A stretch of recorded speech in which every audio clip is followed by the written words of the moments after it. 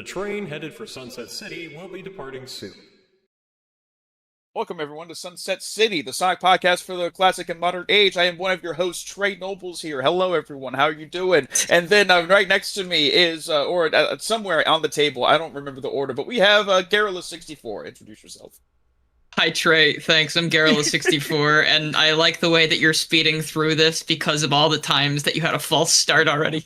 Yeah, exactly. Very Well, good. we've started 5 times. In fact, the podcast has been on for an hour, but y'all didn't know about this. And then next to Dylan Yes. is Frank. Hello, it is I, John Sonic, without defeating a badnik. Thank you, Jonathan Sonic. And then Come on, man. last but certainly not least, but close to it, is Channel Pup. I'm lost in this world, man. I'm lost. I'm lost in this world. Pup, Fine do we users, do we need to start over, Pup? Yeah, do we need to start over? Okay, do so over, do cancel over. everyone. Yeah, do over. Did we not? Is the air Yeah, not dead was this yet? not good enough for you? I thought it was very efficient. I went things very quickly. Was the air too Hi, lively? Nice to meet Hey, you. yeah. The air is now dead. I'm not so pop. And we're the game. Not so pop, and The we're Pops. pop, And we're pop. and we're pop. Hello, everyone. Been Hello, a crazy week this week. It's What a been crazy awesome, intro. Actually. Yeah, crazy intro, crazy week. I missed the beta of Crossworlds extensively. I can't wait. If for you are that a to Sonic come fan, back it home. has been a hell of a week. To be, Yes. yeah, to be a Sonic fan, one to be a thing we're Sega forgetting. fan. What are we forgetting? Oh, the Housekeeping. housekeeping. Okay, so the Yeah. housekeeping is super chats will be read at the end of the stream as per usual. And thank you for all the donations, by the way. It is much appreciated. And we have the Bat Enjoyer tier, like all The those show's brought to you people. by our I don't. patrons. I don't. Yeah, the Patreon. Yeah. Oh, yeah. We also do have a Patreon. At the Bet Enjoyer tier, do we Yeah. have that list, Pup? Yeah, where's Welcome the to list? yeah. We all have access to the list. I know, least but you guys the- have read it. All right. Well, okay. The patron shoutouts. Or that? My Great Rolls, I'll never Them say that 101. Okay, patron shoutouts. My Great Rolls, Them 101, Aiden Fitzgerald, Stardust Chaos, Crimson Rose, Mr. SP, and KB. Thank you, Bat Enjoyers. Yes. Yes. Thank you. Enjoy. Finally, the Bet Yeah. Enjoyers. Actually, speaking of finally, smiling I friends know all the soon. facts. I'm just going to check if we got any super chats from last week that we need to read. From the looks of things, no, we're all caught up. Yeah, there's no chance. No way. No way. All right. No, Well, wait, it would be super chats from 2 weeks ago. So we got quite a bit to discuss today. I think we should do. start with Sonic Racing Crossworlds, the animation. What do you think? Sure. You mean the one? I'm very glad that this is now Shadow's franchise. I will say that. I think, Could've been- you know, it could have been Shadow. It could have been Knuckles franchise, but okay, whatever. You guys like that hedgehog? Sure, whatever. But like legitimately though, I will say that that animation was probably made in the year of Shadow. Lots of stuff takes time, so that's probably why there is a bias towards Shadow in that animation. So it makes sense. But it is beautifully done. It is insane how good it looks, and like just again, a whole cartoon of that would be fantastic. Like that's what we want, you know. But I'm just kind of Yeah. surprised that, like, Sega actually allowed Sonic to lose. Because usually Sega with Sonic are like, oh, you got the Sonic characters, each have their own role to play. You got Tails, who's smart, Knuckles, who's strong, Amy, who's compassionate, and here we've got Sonic, who's compassionate, strong, and smart, and he fucks Rouge the Bat, and he's just amazing at everything that he fucking does. I'm amazed they actually allowed him to lose that race to Shadow. Well, I was gonna say Amy still thinks about the Coco. Still thinking about the Coco. you still thinking about the Coco? But yeah, no, No, but the beautifully animation. done. Yeah, Like, so good. I've always kind of been, like, of the belief that, like, whenever I've seen, like, say, Team Sonic Racing Overdrive or Team Sonic Racing or basically the Sonic and Sega All-Stars stuff, it's very difficult to make Sonic look cool in a car. He always looks really silly when he's in a car. Like, these Hedgehog guys, we know they're fast, why would they be in cars? But in this instance, very rare, they actually look really freaking cool.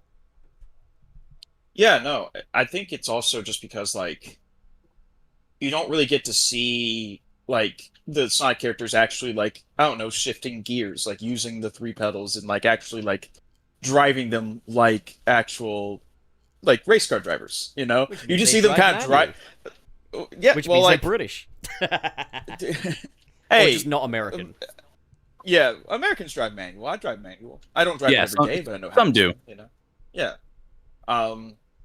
But yeah, no, I think that's the key because like in every other racing game, Sonic just looks like he's driving in a Corolla. Like most of the time, he's not really doing anything. Driving in his car. Yeah, driving in my car. Yeah, Just exactly. having a little trundle along, but like this was like a really high intensity animation, incredibly well directed as well. Like, Yes, I think no notes really. I'm just yeah. I've got one note. What up? More. More? yeah, Yeah, I just want more. Actually, I would Yo, love you to know what? have. I'm so happy to hear Frank say that because I'm not saying this because you're like negative or anything. I don't think you're a negative person. Oh yeah, no, but, I hate you this know, franchise. It sometimes kinda when new sucks. games come out, you're like, well, you know, like with Frontiers and stuff, you weren't really a huge fan. Well, the rest of us were. I'm glad that we're all on the same page. I feel Oh, sorry well for then- you, Frank. Yeah, no, it's fine. I have standards for my games. I'm not saying it's a negative thing. I'm just saying it's not nice. a We're all on the negative same thing. page. No. I get There- it. there's You, this- you guys gotta save face. All right, now it's I a negative totally thing. You're understand. making it a negative Yeah, thing. yeah. Yeah, you guys gotta save face. I totally get it. I get it. Why are you so know? fucking negative all the time? No, I'm kidding. Why? Because Why are you everything so I like fucking turned negative all the time? Why are No, you I'm so kidding. why are you so fucking negative? I can't do a Chris Griffin voice, but you know what it is. Why? Yeah, I thought you were doing. I thought you were going for like Why? Discord. Yeah. I thought you were going for like a Discord mod voice. I'm like, oh, don't do that. I mean, It's such a shame, though, 'cause that is, those like, are kind of a really- interchangeable, though. It's such a shame though, because that's a really funny bit from Family Guy, and the internet just misuses it. Like you could like criticize something that fair. just really obviously deserves criticism. Like you could have like a Sonic Colors Ultimate tier game and point something out with it, and people be like, "Why are you so fucking negative all the time?" And it's just like, don't ruin it. Like- Stop It's it. like that's not. Stop it's like the ruining thing of it. the point. Yeah. But yeah, the animation was beautiful. It wasn't the same studio that made Dark Beginnings, or am I- Yes, I think Okay. it was Yeah, it because was, I believe it's Studio the same thing where Geeks. it's like 3D, but they worked on it and it looks more 2D. It's a very similar thing that was done with Dark Beginnings. At least that's what it looked like to I me. will say, I love Dark Beginnings. I think they improved a lot with this animation. Oh, I think it looks absolutely. I think it looks even smoother. You know, and Dark Beginnings is phenomenal, but I think there was no time where the models looked awkward, because I think that was a big problem I think people had with Dark Beginnings, is that some of the angles of the models would look kind of like weird looking, just because There was the occasional moment. models. Yeah, yeah. I generally thought like Dark Beginnings was. This is gonna sound so stupid, but I thought it was kind of just perfect. Like, Well, No, like, there were is, moments where it is. looked a little Again, awkward. there's things to nitpick about it. I'm just saying that even though Dark Beginnings was like as perfect as it can be, I can still see improvement. You know, Hey, with- when I know your some biggest people have, criticism is just when your biggest criticism is a nitpick, then I think they're doing something right. I think you're doing good. Well, I know, Yeah, like, you're people have, good. like pointed Absolutely. out that there's like animation errors in a couple of parts of this new one, which honestly I don't see as like a big deal or anything like that. In fact, I think some of these got to be deliberate. Like for one of them, there's like when Amy's getting knocked out of her car, she appears to have kind of like two separated eyes or something. But I think that's deliberate. I think they've deliberately put some animation errors in there because that's animation. You know, like that's 2D animation. You're going to have little errors like that. And I think they're trying their best to kind of keep as true to kind of that 2D anime style, you know? It's like when you- it's. Yeah. Oh, It's, you go, it's Frank. like when you get those what do they call them, smear frames in like Yeah. 2D Yeah, animation. smear like, frames. well, yeah, Yeah, that's like, it's or, supposed like, to look you like know, that. I've always kind of said, like, because I saw, like, Sonic Twitter was upset about it and saying, oh, it's ass. Oh, Sonic it's Twitter Sonic gonna be Twitter. Sonic Twitter. But I was just like, confirmed Sonic fans have never watched an episode of The Simpsons, because there's that famous thing of, like, never pause The Simpsons, because you'll land on, like, the funniest in-between frames you've ever seen. And I love that stuff. I love that I stuff. love pausing The Simpsons. That only I makes think it's animation also, better, like, you know? It's There's fun. been times where people point out and I still can't find it sometimes.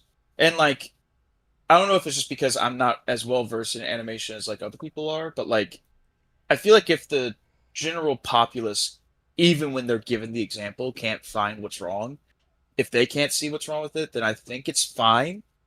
Again, I'm a big advocate for like, if you see an issue, like, talk about it if you want. Yeah. But I think it's just people who, it could be people who are far like more knowledgeable in that kind of subject. It was like, okay, so like this is the thing I know. It's like, oh, okay, I would have never noticed that.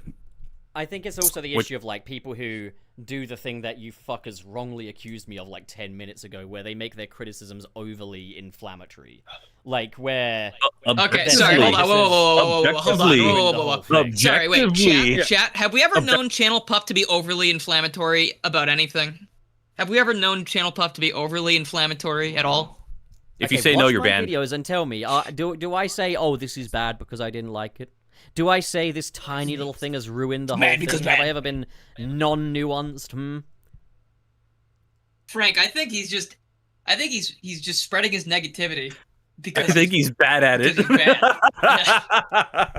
Prime example, Trey, the general God. populace getting it wrong. That's an old favorite, Happens. Frank. It does happen. That one's a classic. That's like an 8-year-old joke.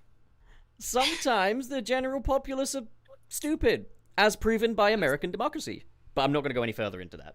Oh, man, that's a bold one right there. that was a very non-inflammatory. That's a bold one, British guy.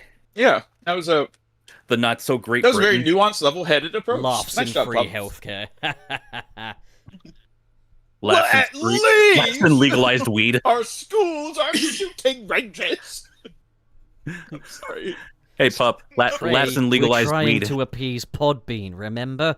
No violent speech. Alright, sorry. Or else I'll fucking kill you.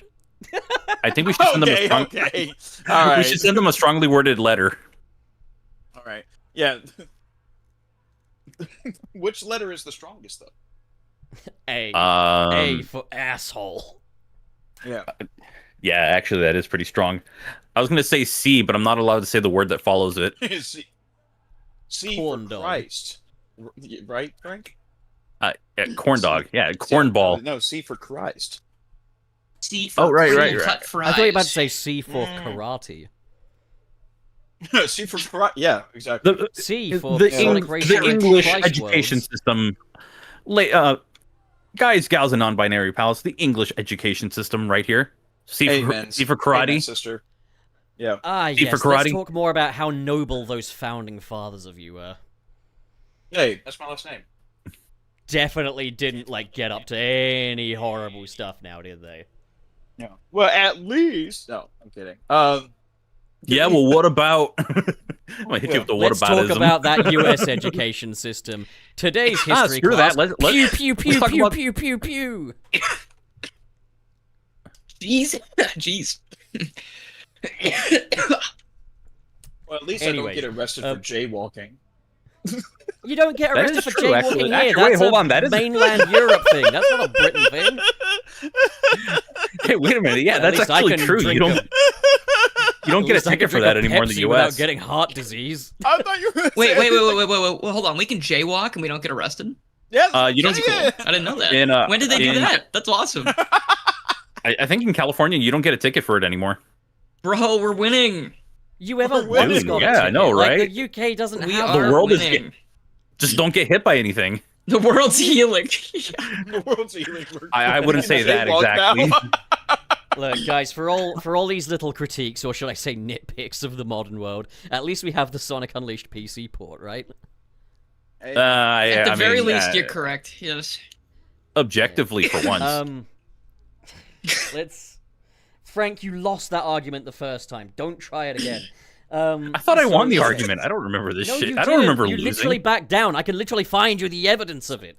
But okay, moving on. That's some fake news. Driving in my car right after a beer. Frank doubling down on something. Driving that in Pup my can prove is car. fucking awesome. Driving I like Frank doubling down and Pup still having reservations. Right. You know what we should talk about? The animation. He's so confident about it. Didn't we already do that? I mean, But- is there much more to say? I mean, to be honest, I don't It looked nice. It is a massive improvement on like Shadow Generations Dark Beginnings. I thought both of them looked great. I think the thing with this one is obviously they're really accentuating like the speed aspect, and it's all action, like it's not got dialogue and stuff. So they're getting a bit more flavor country with the animation, but at the same time, it's a much shorter thing as well. For what tree? I think that's crazy. Yeah, I think if this wasn't so flavor country with the animation, it would probably not be anywhere near as interesting of an animation. You know? I would probably go to flavor country. Yeah, flavor. I don't know if I want to go there. That's Italy, I think, right? I don't think I'd want to go there. It's the flavor of the bottom of a boot. I've heard of Flavor Town, but I didn't know there was a flavor country. There's this awesome Twitter post I saw once that was like, it's like, I love Wario Land so much, it's amazing, and someone retweeted it and said, it's called Italy, dumbass. That's funny. It's one of my favorite posts. What I was gonna say about the animation is like, I said this when I did my reaction to it, but really, I think that was just all we needed. Just a good kick-ass 5-minute video hyping us up for the game. That's all. 100%. Yeah. Also, I like even if this isn't a leftover from the Year of Shadow, which I don't actually think it is. I think they knew what their release schedules were going to be for all this. Like, I'm still just happy to have Shadow in there. I've seen, like, there's been some sentiments that maybe Shadow needs a break and stuff, and I don't agree with that in the slightest. I don't think Shadow needs a break. No, he's hitting a stride. He doesn't need a break. I think just other characters need a spotlight, and they do need to find a place within things for Shadow.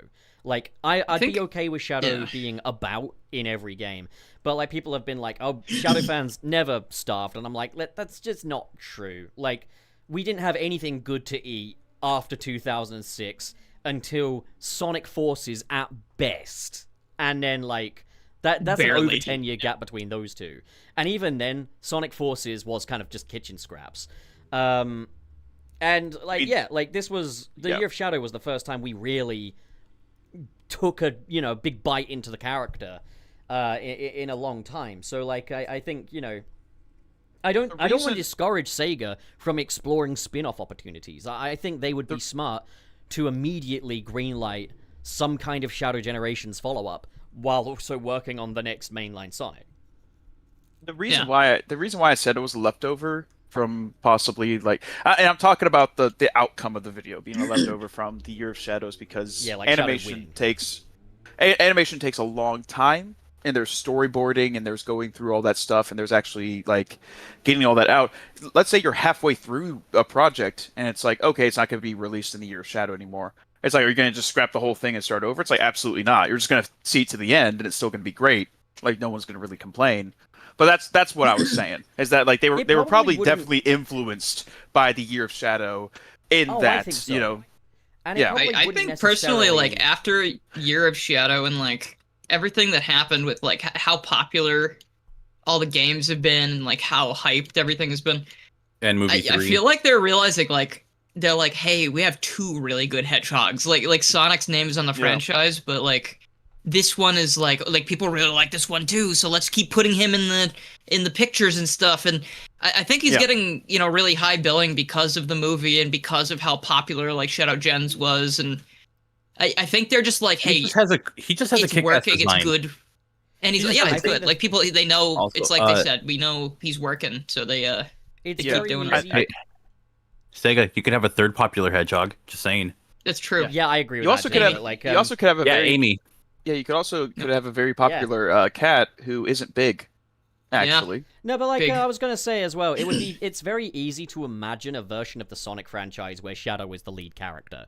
Like, if you look at like all the platforming mascots all together, if you put Shadow in there, he's still very distinct. He's still very unique, very exciting, and he looks good among them. Like put Shadow. What's funny about that specifically? Like, it could be fine. In things like Super Mario Bros. Z, like a fan creation, obviously, a fan animation. God, I love that so much. When they throw Shadow, obviously it's Sonic and Shadow go to Mario World, and they're with Mario and company and stuff. So it's like, we have like Mario and Luigi and Yoshi and Sonic, and they're all like, yeah, buddies, yeah, let's do it. Yeah, like we're gonna do this and solve this and save the world. And then Shadow comes in and he just beats the shit out of people. Like, it's awesome. Like, he just comes in and he just fucking destroys you, and he is not saying a word. It's such a juxtaposition having, like, 4 heroes that are like, yay! It's great! And Shadow just being like, someone's gotta fucking do something about this. I think also just the fact that, like, Shadow really does like kind of that. personify what makes Sonic different from other Scrimbly Gimblies. Like, you know, like, Sonic isn't Winnie the Pooh. Like, he might look like a Mickey Mouse, but he's not a Mickey Mouse. Like, he's more Dragon Ball Z coded.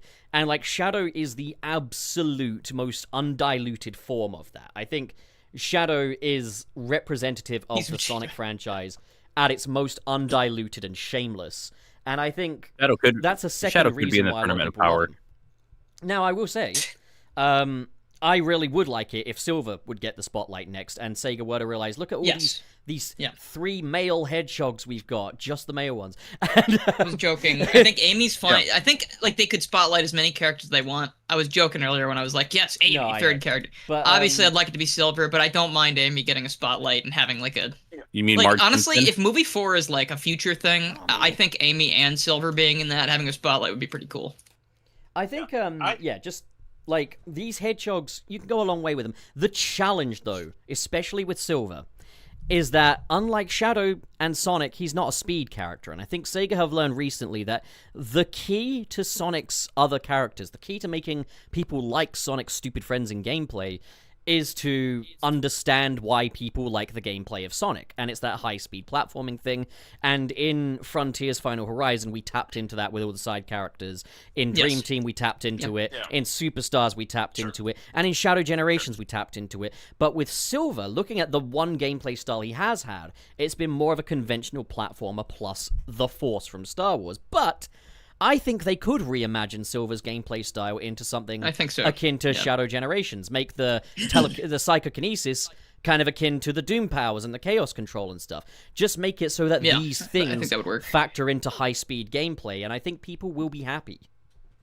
He could be a lot more of a floaty-based character than the others. Yeah. Like, he could have more vertical... sorry, not vertical... he could have more vertical-based powers that get him to, like, explore different areas, and that also would work really well with a game like Frontiers, in the sense that you could switch between characters to explore places, because you'd be able to come back later and be like, oh, I can reach this place now. Like, maybe you don't have Tails or something, right?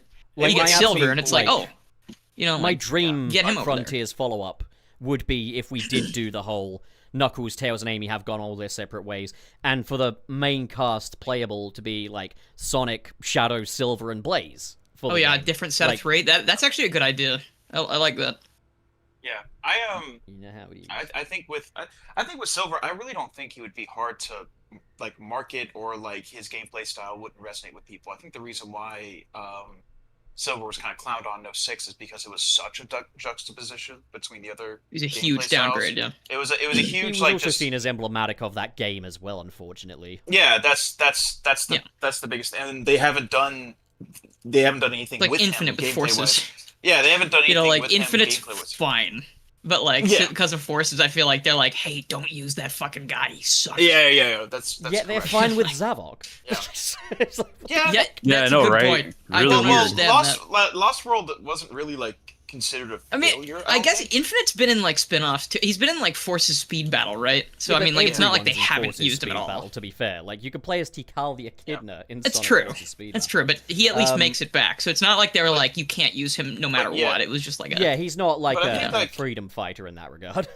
He's not off limits, basically. I think gameplay-wise for Silver, though, like, I mean, I look at, like, Guy Gardner, Green Lantern, like, how people didn't give a shit about him until, like, Superman came out, and now people are like, oh, shit, like, this is a fun character. Nathan Fillion did a fantastic job portraying Guy Gardner. And I think Green Lantern-style gameplay for Silver could work. Like, instead of, like, just straight-up telekinesis, like, okay, have them, like, form into different apparitions or something, and like, you know, kind of expand his moveset that way, like Bayonetta almost too, you know, like that would be in cool. Terms of marketability as well. In terms of like marketability, I don't think it's an issue either, because like as far as the general public are concerned, he's a Sonic. He's another Sonic, like how Shadow is. Yeah, he's basically another Sonic. Like it's like, you know, they didn't have a hard time marketing, say, Spider-Man Miles Morales, you know, even though that's Miles and not Peter. It's not the Spider-Man you know, but it's another Spider-Man in the same way that this is just another Sonic. You know?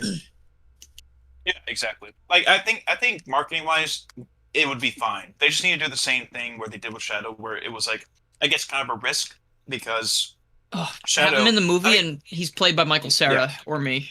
I'll do it. Why was yes, that- yes. actually, Michael Cera Dylan could for work. silver, please. Garrulous64 for silver. That would be awesome. I love the actually. idea that I'll it's do like, it hey, for free. I'll do it. You just have to pay me. I love the idea just that have to Sonic pay here. Sonic 2 was like, Sorry. hey, it's Idris Elba as Knuckles. Sonic 3, hey, it's fucking Keanu Reeves as Shadow. Sonic 5, hey, it's Dylan as it doesn't even give him a last Yes. name. Look, reaction-wise, It's I'll make a Dylan reaction video. Garrulous 64, and people would be like, "Holy shit, that's so cool." Yeah. You would be YouTuber. good. You'd do good. I don't No, doubt you'd do good. No doubt. But I would be so passionate. It'd be the most passionate thing I'd ever do in my entire life. I think if they just let me do that. do you do like voice acting stuff for real, or is it just?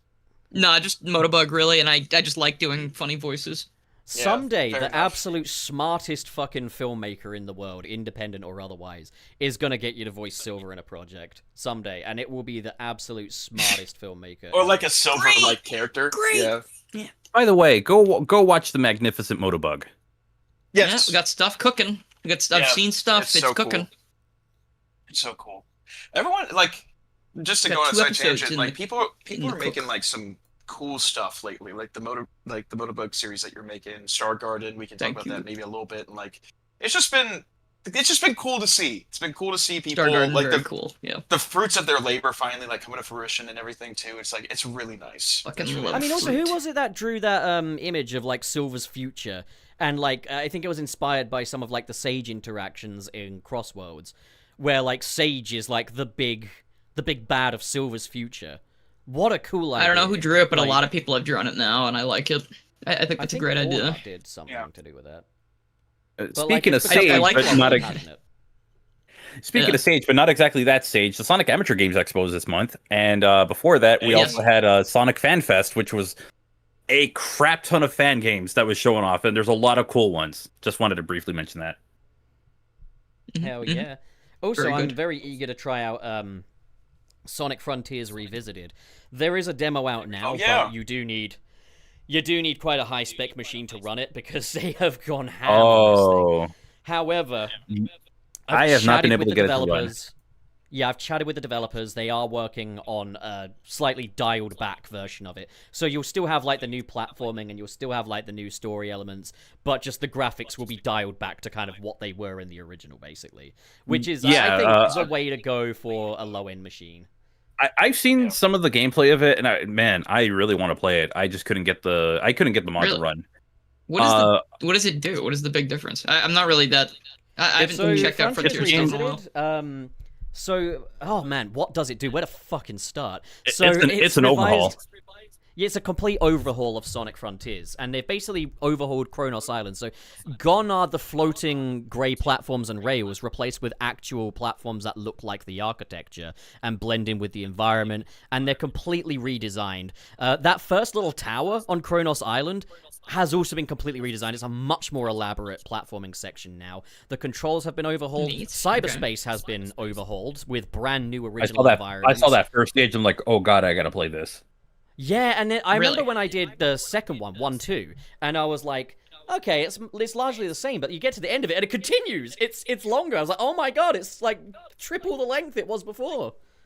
Although those S rank That's quotas are absolutely fucking psychotic. I get the feeling Yeah, these are that's difficult the games to one set. that's the one complaint I've heard about it. Is like the S ranks are a little ridiculous. Yeah, and the first tower Guardian boss, I found it was just longer, but like not for any good reason. So those are my little critiques. But like, also the controls take a lot of getting used to as well. Like Sonic is a bit faster, a bit more momentum-y, but he's also like This you is gotta good. use that boost carefully. Okay. All right. Sounds badass. I'm gonna check that out. I think. Also, that's Sonic. Was it Sonic Rush fan remake? That's gonna Sonic be Rush awesome. rerun. Rush Rerun. yeah, that looks really cool. If you haven't seen the trailer, it's past. I think. Was it 100,000 views or 10,000 views? It's past like a lot of views, whatever, because it's an Yeah, amazingly they animated gained, like- trailer, and the project itself's fucking awesome. Let me Yeah. tell you, And that's also, like we one gotta- of the craziest things I've ever seen. We And they gotta gave the quickly stomp. mention, just- Rush has the stomp now, and it's like, nice. We also just got to quickly mention, obviously, because we've got quite a packed episode ahead with all the Crossworlds stuff. Yeah, our friend Chowmix, friend of the show, friend of a lot of us, effortlessly cool guy, has gotten an incredible team together, making Star Garden for Game Garage. And Star Garden has its demo out now. It's terrific. Like, you've got... Well, it's kind of like Chow Garden. Like Kirby Air Kirby Ride in the Air Chow Ride. Garden. Yeah, exactly. Freaking great. And it's kind of like, you've got your little Lumas. Are they Lumas? Free, Loomies? by the way. Free on Steam. This is a demo. Free on Steam, the Loomies, trial. You Free, raise the Loomies, but, like, to get the supplies and stuff to raise them, you have to go into, like, these little battles, which are kind of the Kirby Air Riders side of things. The movement tech is brilliant. The combat is super fun. Great to play with friends. I think they're onto something so special here. But also, it's got all of kind of the joys of old Sega, classic Sega. It's got a very Dreamcast vibe to it. TJ Davis is going to be doing the main theme. When it fucking David starts Humphrey's up, like the game starts up, I feel like I just started up like Nights into Dreams or something, or like Billy Hatcher. It's crazy. No, it's fantastic. DJ's already the announcer in the game too, so it's like whenever you say, whenever you hear like "Welcome to Star Garden," like that's her, you know. So it's Didn't like know it's because they passed her stretch goal. Gonna have a theme song sang by her. Yeah, Which I don't know is if it's necessarily the because theme TJ song or is it Davis- just a song. Yeah, Or like a song sang by her. And I think my it is the God. main theme, but like TJ Davis is a ridiculously talented singer. Like, I'll she's check the, incredible, and she's so underutilized these days. Like, so like to see, like obviously how forward thinking like the Game Garage people are. They've also really tapped into what made older games so special, and I just think, they know what they're doing. Like they're very good. Trey, it is the main theme song. is it the main? Okay.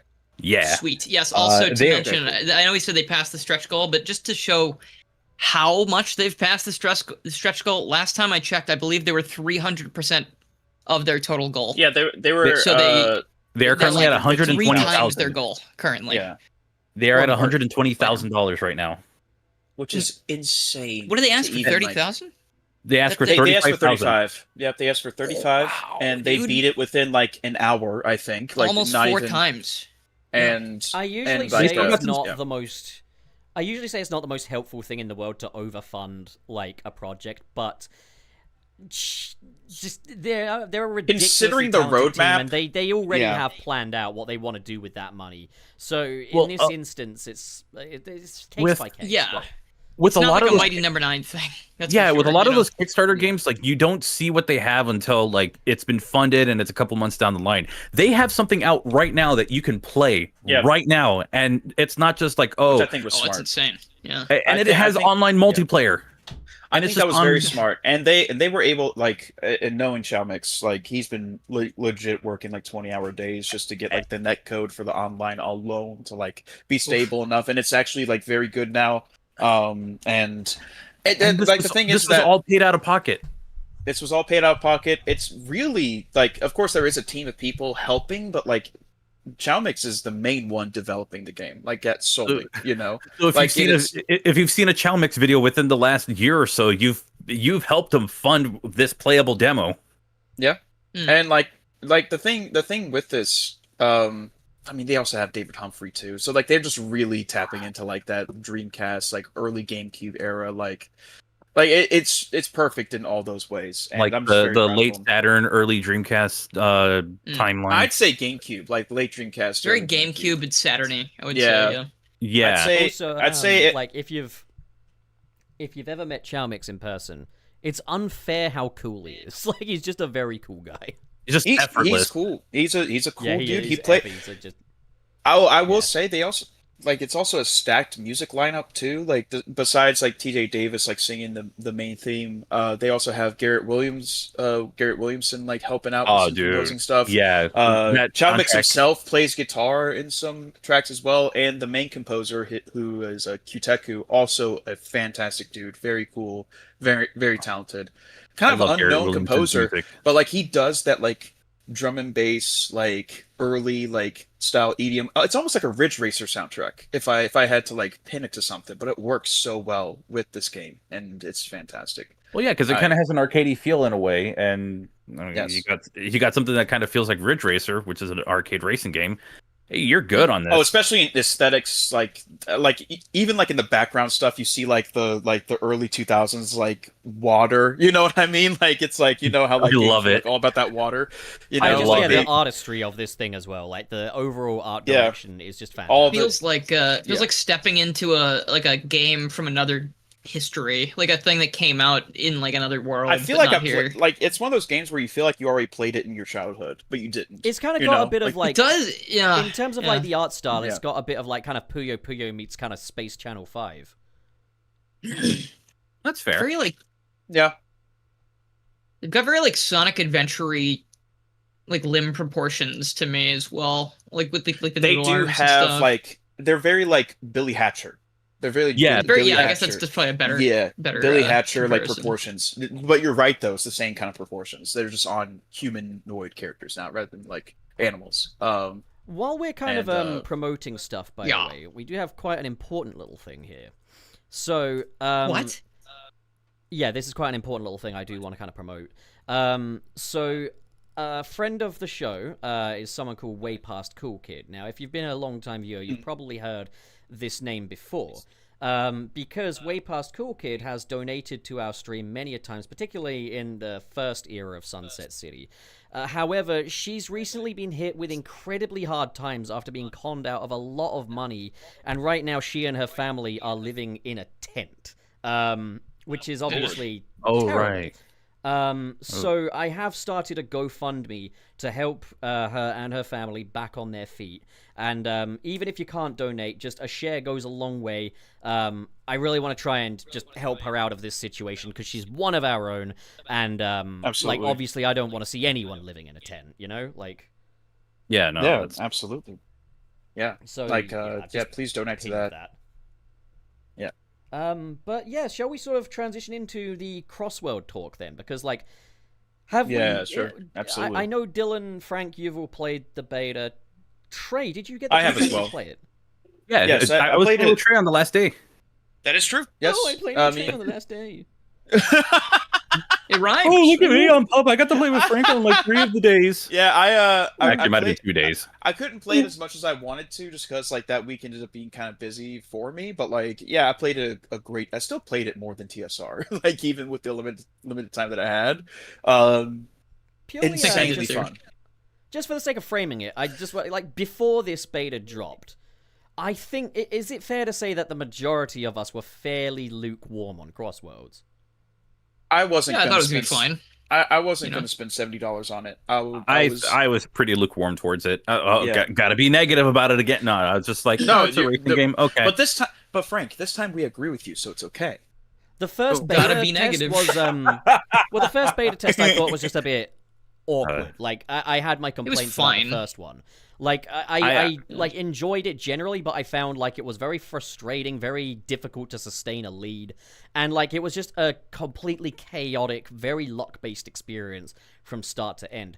With this beta, you do still have a lot of elements of that in there, but I think it's all been very well reframed. Like, they've kind of recontextualized it by offering things like the Grand Prix mode, as well as time trial, and then having the world play on top of that, even showing us a bit of what, like, a team play would be like. So there's a lot there to really kind of sink our teeth into. But, yeah, I would say that this beta was night and day, much better. Like, I really, really had a great time with it. Yeah, if it's any... Well, I think it is very telling of the whole thing, but, like, when I played the original beta, I was at my brother's house, he has a PS5, it was the only way I could play it, and I played a few races, and I went, alright, you know, and then I went and did other things. I think I played Astrobot. I was like, yep, this is what I want to do. Yep. This beta... I'm still thinking about it. Like, I played it every single day it was active, and then I'm still thinking about it now. So it's I think they've put something in the game, like some kind of virtual thing to make me addicted to it. They've done it. So it's just some form of like substance that seeps. Some substance that makes me that digital happy. scent in it. Podbean. Remember, so, there's so much. Oh right. Why do you think I was sugar saying and they put I don't know. They put sugar in it. Okay? Nice. You know what it is? They put MSG in it. I don't know if this was in the closed beta, so correct me if I'm wrong. But I think the biggest factor for me is being able to party up with your friends. being Well, that's having a definitely closed part beta. of it. Yeah. Could you do that in the closed beta or no? No, you couldn't. Okay, I well don't there you remember. go. I think that's my biggest thing with this is that like you could actually like queue up a party with friends, which is something that TSR couldn't even get Yeah. right, you know, and the Now, closed beta didn't do.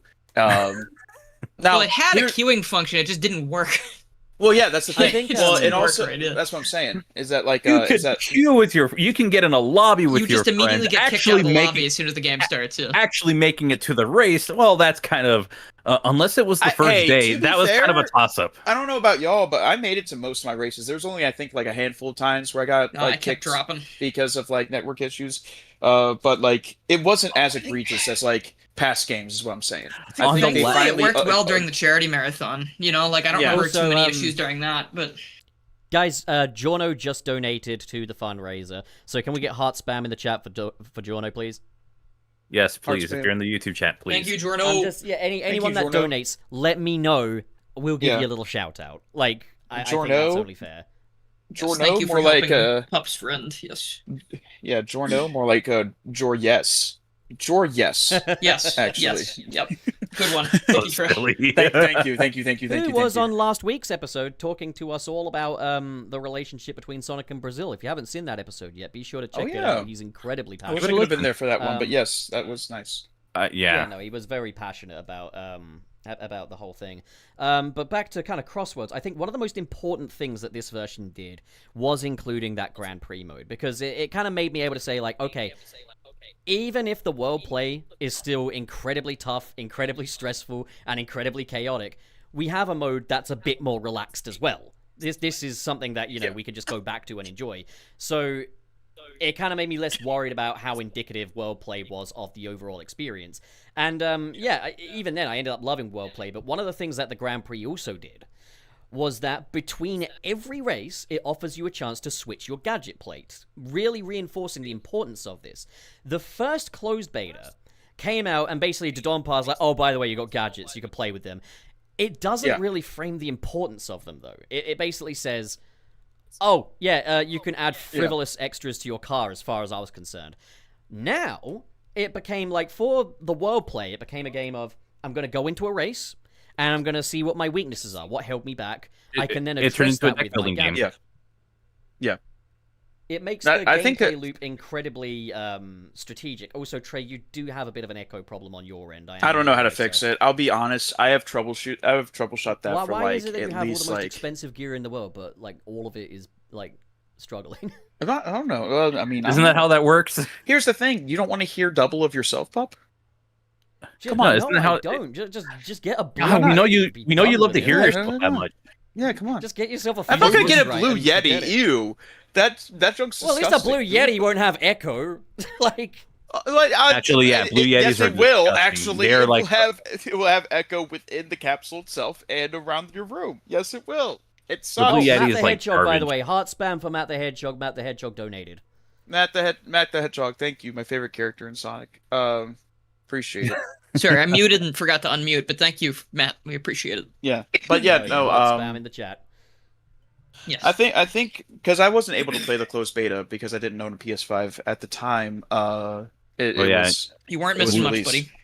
Yeah, and that's what I was told, and that's when it kind of reinforced me at the time. It's like, okay, I'm not spending $70 on this. This is stupid. That's why I was worried about it, to be honest. Like, again, I can't stress enough how different this game is compared to how I played it last time. Like, it wasn't bad last time. It's just it was very, very, very basic. I was like, yes, this is a kart racing game. You know, but this time I was like, yes, go, go, go. Like, third lap every time, sweating, holding my breath, like, God, like, holy shit, it's so good. The balancing awesome. seemed way, which is kind of funny because like with some of the items, they seem like kind of like unbalanced at surface level, like the monster truck, for example, which is really funny because I saw one video where someone like driving in my car. Because you can install the monster truck as a badge in the gadget thing, which I don't know how it takes up 3 slots though. That's the It most does. messed You have up to be thing, willing to though. sacrifice So for that funny.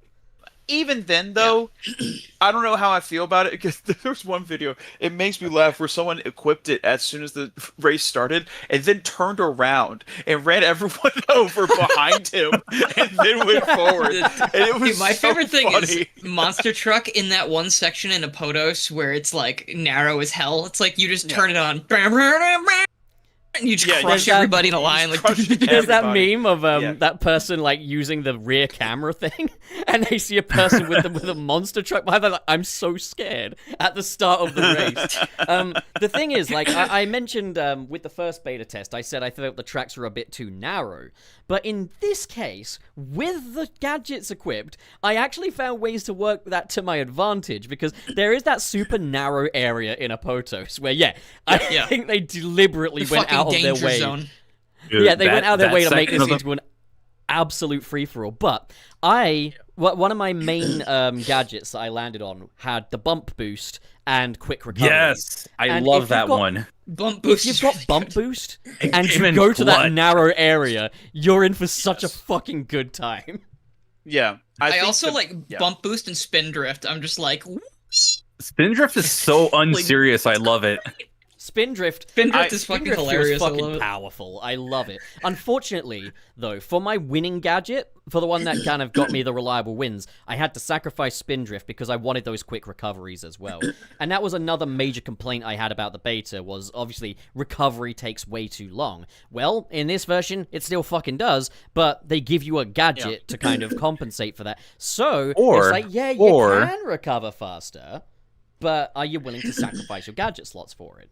Or play as a power character in a power vehicle. Yeah, your recovery is a lot faster. See, and here's the thing: like I played as a power character with a power vehicle, and then I would always put stuff like where if I bumped into you, I get 2 rings. If I did air, I get 2. And I'd be able to hit the tricks a lot faster, and I also get that boost. So I was going for like speed and ring count. Yeah, the thing is as well, I didn't have to worry about recovery.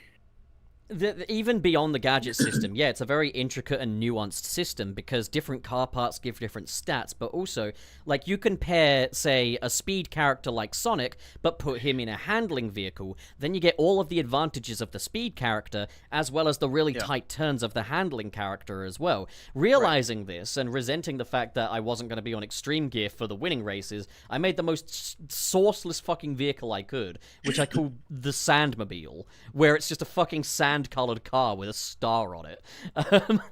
And it's just like, it's so unsaucy, but like, it's very deeply nuanced. The thing is, there's going to be people that go, I shouldn't have to engage with the gadget system to enjoy a good racer, and I'll say this, God forbid a game want you to actually engage with everything there is there to offer, but if you don't want to engage with the gadget very much, they also have kits. Like, there's the speed kit, there's the handling kit, there's the item hoarders kit. Like, you can be really lazy with this and still get advantages of your own, but just like the car customization and the gadget customization is... like, it takes the game to a new level of strategic, and I think that's really cool. Yeah, I think in this way it adds that layer of strategy it adds to it is just enough to kind of have it stand out from like another Mario Kart, or say it's like TSR or Garfield Kart 2, which releases this month. Garfield Kart 2, 3, 4, whatever it is. Yeah, releases this month. Play it. Yeah, that well play is still incredibly chaotic, just like it was before. But now it's been reframed. Now it's been made into something that's actually really fun to kind of overcome with your customizations. They've made that a vital part of the gameplay loop. And the thing I love about this as well is if you watch our live stream when we did like the Sunset Arcade, we are shit-talking each other just as much as the characters shit-talk each other in the Grand Prix mode. Maybe even worse. Ours is better, because you got... this is the bounce back. My favorite part in the other one is where Frank goes, "Oh, look at that, Pup's in 8th," and then Dylan goes, "Right, but at least I'm still above Dylan." And he's doing this stupid impression of me, and he's so dumb. I knew that's what was gonna come. That was because every time we talked about placement, you were like, "At least I'm in front of stupid Dylan." That And is I'm true. like- You did do that a lot. Like literally It's called every shit single talking. time. Get your head in the We were race like- or go home. Pup and I recording that really awful like Will Smith freestyle, and somehow like Pup just started making him more and more French. Every time, every time I'd have like a bounce back moment. Lugh, this is the bounce back. Yesterday I was like, today we're playing Sonic Racing Transformed. And then I think in the middle of the stream I was like, you know what? I'm looking up these lyrics. It's so fucking funny. They were so bad. Is this a That's Will the Smith thing, though, song is- you keep quoting? Is that what that's from? Yes, It's a freestyle rap by Will Smith. Yeah, It's a freestyle I'll rap. have to show you yeah. after the show. But like, yeah, I love how this game just brought out all of the shit talk between all of us. There's that point where Dylan is like, "Hey, dip ass," I'm like, "Dip ass? What am I, a chicken McNugget?" He's like, "No, you're less. You're less. I'm sick of you." You're less. It's crazy. I think every group that I've played this game, that I've played the open network test in, has been that kind of competitive. Either somebody shouting at somebody else, or we're just like, "Oh, I'm gonna get you, motherfucker." It's brought out everyone's fucking mean streak. Like I was playing it with like for Dave example, and Fez Penguin or as well. like my just excitement streak. Like when I was on the Sonic stream a while back, then I was playing the game and I actually got first place in a race. Still the only time I've ever gotten first place in online mode. And I just like I stole it right under Sam's nose, like right out from under it. And I felt bad because he was right there, but I was like, it was my win, I won! My win! Oh, look at me, I'm Dylan, I win and I feel bad about it. Oh. This will probably go to like I only feel bad for this might go to like one of the issues we had with it, but it was really funny seeing Sam was celebrating that he won only to get second. Just because the game desynced a little. Yeah. I have noticed that can happen as well. Like It does. Like, it's usually when you're neck and neck with somebody. I've been able to steal first place from someone just by doing that. There's been a couple of I was occasions. playing with one of my friends, and he fucking like he was right next to me, and then he got teleported to 12th place. And he was like, "Oh, okay." There have been some occasions where it like looked like I came second, but then I came first, and I was like, "Huh, okay, that's cool, I guess." But also, like, yeah, there's a bit more track variety this time as well. Like, obviously, we got things like Holoska, which appears to be a fan favorite. I really enjoy Apotos, and I enjoy that danger zone of Apotos as well. Not gonna lie, what is it? Mystic Jungle coming out is probably one of the best tracks in the game. I was not the expecting song's that. so good too. Oh yeah. It's really interesting, though, because it seems to be polarizing. Like, I know Dave really doesn't like Mystic Jungle, but to be honest, there wasn't a track in this one that I didn't like. I think there might have been one that I wasn't too hot on, but like Mystic Jungle was the one that kind of took me by surprise. Just like the moment you realize, oh hey, when you're going through like the water slide thing, you actually have opportunities to go for tricks and to boost even further. I'm like, this is a great map, or this is a great track. I like it. Yeah, it's like just really well put together. Yeah, sure, Luminous Forest or Sonic Forces, whatever. Who cares? It's good. It looks better than I'm always eager Forces, for them which is to... not same as... I'm always it's that eager Unreal for them Engine. to bring that back UE5 levels. I'm always eager for them to bring back shitty levels and make them good. And I think they've done that with Mystic Jungle. I really enjoyed Colorful Mall as well. Not... totally not going to make... It's amazing. We're totally not going to make that Coconut Mall for the Sonic franchise. You're going to get Colorful Mall. Colorful Mall, yeah. It even sounds the same. I think we've seen what I expect will be probably my favorite track in the previews, which is the Egg Expo track. Because, like, it's just like a museum of Eggman shit. It's got the architecture of the gargantuan battle fleet from the start of Sonic Unleashed, but it's got all the different robots from throughout the ages, including 06 ones. Egg Dragoon is there, Death Egg Robot is there, Death Egg Sentinel is there, and then it transitions into fucking Chemical Plant, and that's really funny to me. The level of fan service in that level is just ridiculous, and I love it. And the fact they've got the SA1 Eggman theme as the levels track is awesome. And real quick, the music, I was wrong. Okay, I'm happy to hold my hand up and say I was wrong. It is not oops all EDM. It transitions in and out of a lot of different genres. The orchestral stuff is really cool. It's got by far the best version of Skyroad I've ever heard. It's just, across the board, really strong soundtrack. So I hold my hands up and say I was fucking wrong about that. I'll be real. I wasn't able to pay attention to this to the soundtrack just because the sound effects were just overpowering the sound game. mixing is ass. I went into the options, turned the sound effects way down and the music up, and then it wouldn't be a Sonic game with it wouldn't be a Sonic game if the sound mixing wasn't ass. Yeah, that's fair. That's true. I really doinked about with the settings a lot because, like, you could change to the dynamic camera, which is also a game changer, makes the whole experience feel way slicker. I did, like, look, I will always defend the current voice cast and stuff. I did switch to the Japanese voices. Why? Because I wanted to play as Dr. Robotnik without thinking about Mike Pollock's dick. And secondly, as soon as I switched it to that, I was like, oh, Sonic X is back. I think most people can do that. I left it that way.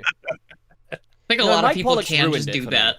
Mike Pollock's ruined it for me now because he was so obsessed with his fucking snipped dick. Sounds like you're kind of obsessed with it. I don't know. Gotta reel you in on Dylan this likes one. Mike Pollock. There you go. Dylan loves him. We're gonna reel you in on this one because Podbean. This is like that waffles and pancakes thing. So you hate pancakes? Oh, so you like biscuits, huh?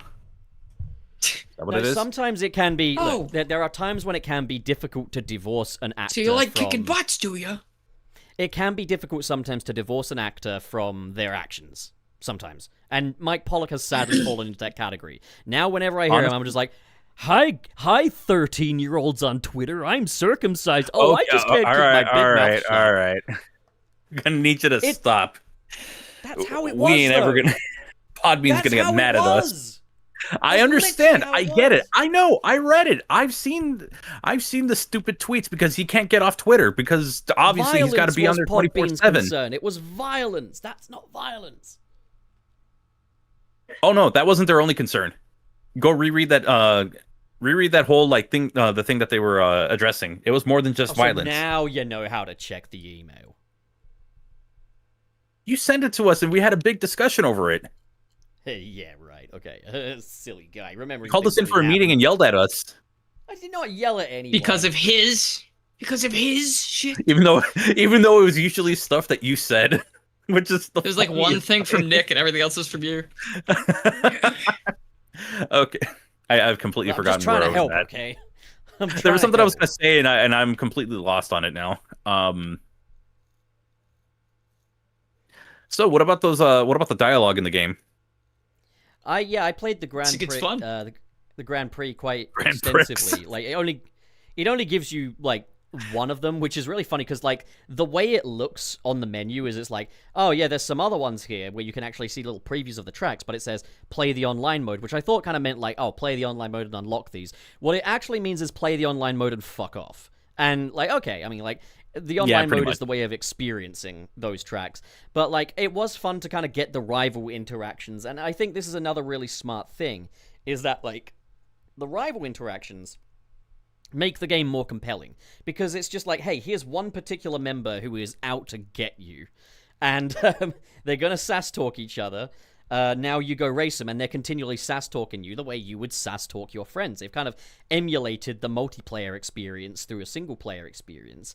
And but another thing I think is really cool about this is it's a win-win for both fans and general audience, because Sonic fans are obsessed with these characters, and there's a lot of characters that don't usually interact that we get to actually see interact here. You've always kind of wondered, like, oh, what would a Shadow and Knuckles dynamic be like nowadays? Well, now we get an answer, and they're actually pretty respectful towards each other, which I'm really happy to see.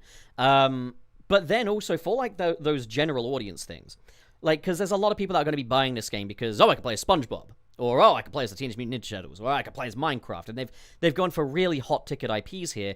They're going to boot this up, see these Sonic characters interact, and probably become as obsessed as a Sonic fan. Because that's the thing. This is the sole reason why there are plenty of platforming series out there with more consistently high-quality titles than Sonic, but Sonic fans are so obsessed with Sonic, it's because of the characters. And they're leading with that this time, rather than trying to shy away from it. And I think that's going to do absolute wonders. Everyone's going to have a favorite after this.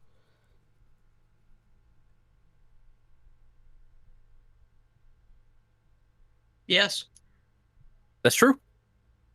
That's true. Honestly, I got nothing after that. Shit. Okay, well, I thought it was cool. Okay. Well, I mean, you hit the nail on the head with that one. That's why. Yeah. As what else can I add? Well, unless you're Amy. Oh yeah, that's true. I guess she's got some. Amy's got a little bit of a others. unfortunate streak to some of her dialogue. My her favorite dialogue. interaction, and this wasn't in the beta test, but it will be in the main game, is one with Silver, where she confuses him for Sonic and Shadow once again, and Silver is just like, "What's wrong with you?" Why are you like this? Has this been shown off? Have some respect for yourself. Yeah, it's been shown, I believe.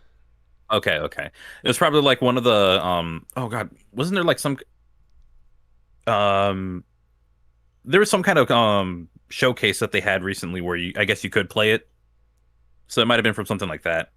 Yeah, I think keep the Games Cage got to trash talk to a minimum as well. Yeah, Games Cage got to play it. Talk to a minimum.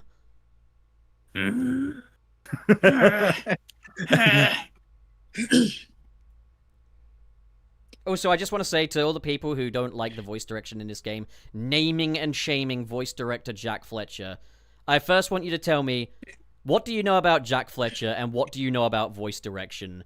What do you know about his job? It is deeply not public-facing. So if you're taking a person who does a job that is non-public-facing, naming and shaming them, making assumptions about their skills, fuck off. Like, I'm just going to stand by that. Look, here's the thing. I've narrated YouTube videos before. I think I know a thing or two about voice acting. well, I talk to myself in the mirror sometimes. It's like game development. You know, I've been to a GameStop. I think I know how these things work. If you're like, oh, if I directed I've seen Sonic, a video I'd game. direct him like the Dreamcast era. It's like, yeah, that's great, buddy, until Sega hands you notes saying don't do that and do this instead. So, like, that's not how it works. Oh. That's never how it works. Oh. But, yeah, like, I'm impressed with everything I've seen of Crossworlds so far. There was also the Joker Festival as well. That was not a very fun festival. It was a lot of team-based stuff, and it's a little hard to rely on like random teammates. And even when you don't rely on random teammates and you have like people with you, there's still a chance that you lose because while you do have to do certain things like collect rings or do tricks or bump into your teammates, your first, second, and third placements, those still count a lot. Like they still count for like how much you'll get for every race. So you could still you could do the objective the most, but you could still lose the race because somebody got first, second, and third, or somebody got like higher. If you do lose the race, if you have got the most bumps or the most rings or the most tricks, you do get like a 10 point bonus. Those 10 points can be the difference between winning and not winning. Like, so those I've had it where even with the 10 points, it just got us to second place, and we had we did the most. It's just I think you need to balance the points a little bit. The main focus is always going to be on winning the race and, like, winning it with your team. Like, effectively, this mode... And I actually really like the Joker Festival, but this mode was effectively Team Sonic Racing, in that, like, it matters where your team are positioned, and then they've thrown in things like, here's a way to get a bonus, so it can be like, hey, if we're not doing too well in the race, let's just focus on getting those bonuses. And it can make a difference, sometimes it won't, and that's just kind of the luck of the draw. But, like, I thought it was a cool mode. But when it said randomly selecting a team, and then it put me on Team Violet, like, 11 times in a row, I was, like, starting to think, this isn't random. Like, this is just Team Violet. Like, really? I don't think it was always on a different team. I don't think it ever gave me the same one twice in a row. On the later hours of the day, it just gave me consistently Team Violet.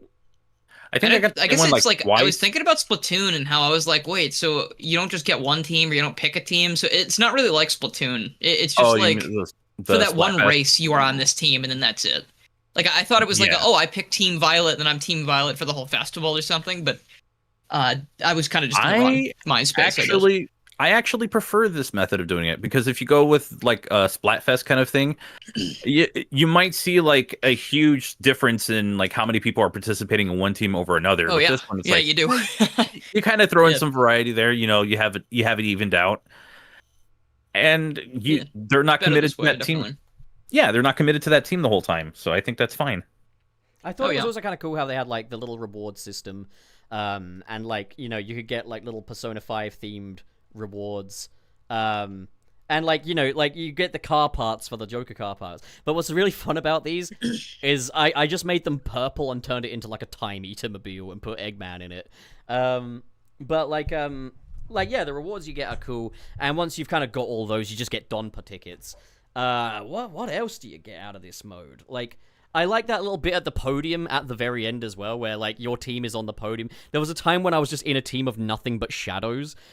It was just funny watching these guys dealing with loss, because if Shadow loses, he gives a little frown, but if he wins, he gives a quick little smile at the camera, and it's so cute. Like it's precious, honestly. I love the little. You think he sees like the three other shadows on the stand, and he's like, "Who am I?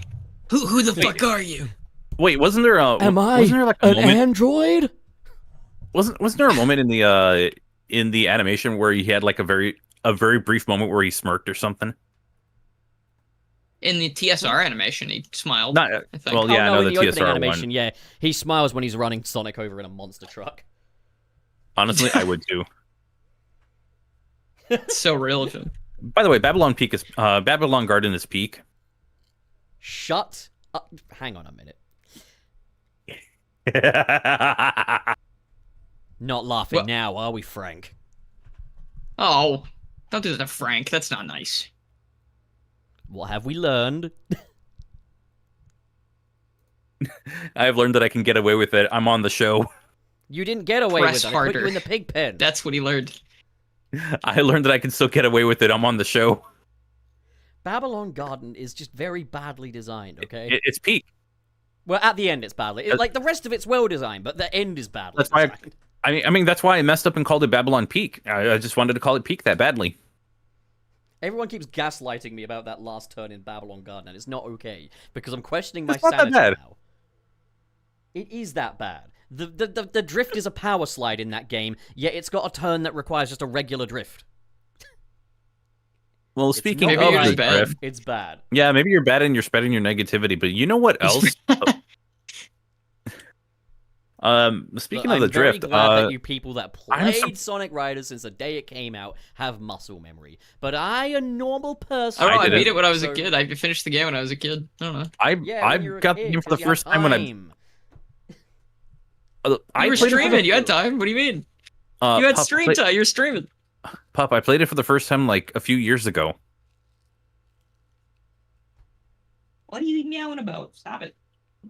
Like, do you expect me to play like every single Sonic game growing up, despite the fact that like I didn't really play a lot of Sonic games until like mid 2010s? No, Mr. Bond, I expect you to die. I mean, I'm working on it anyway. Anyway, segue.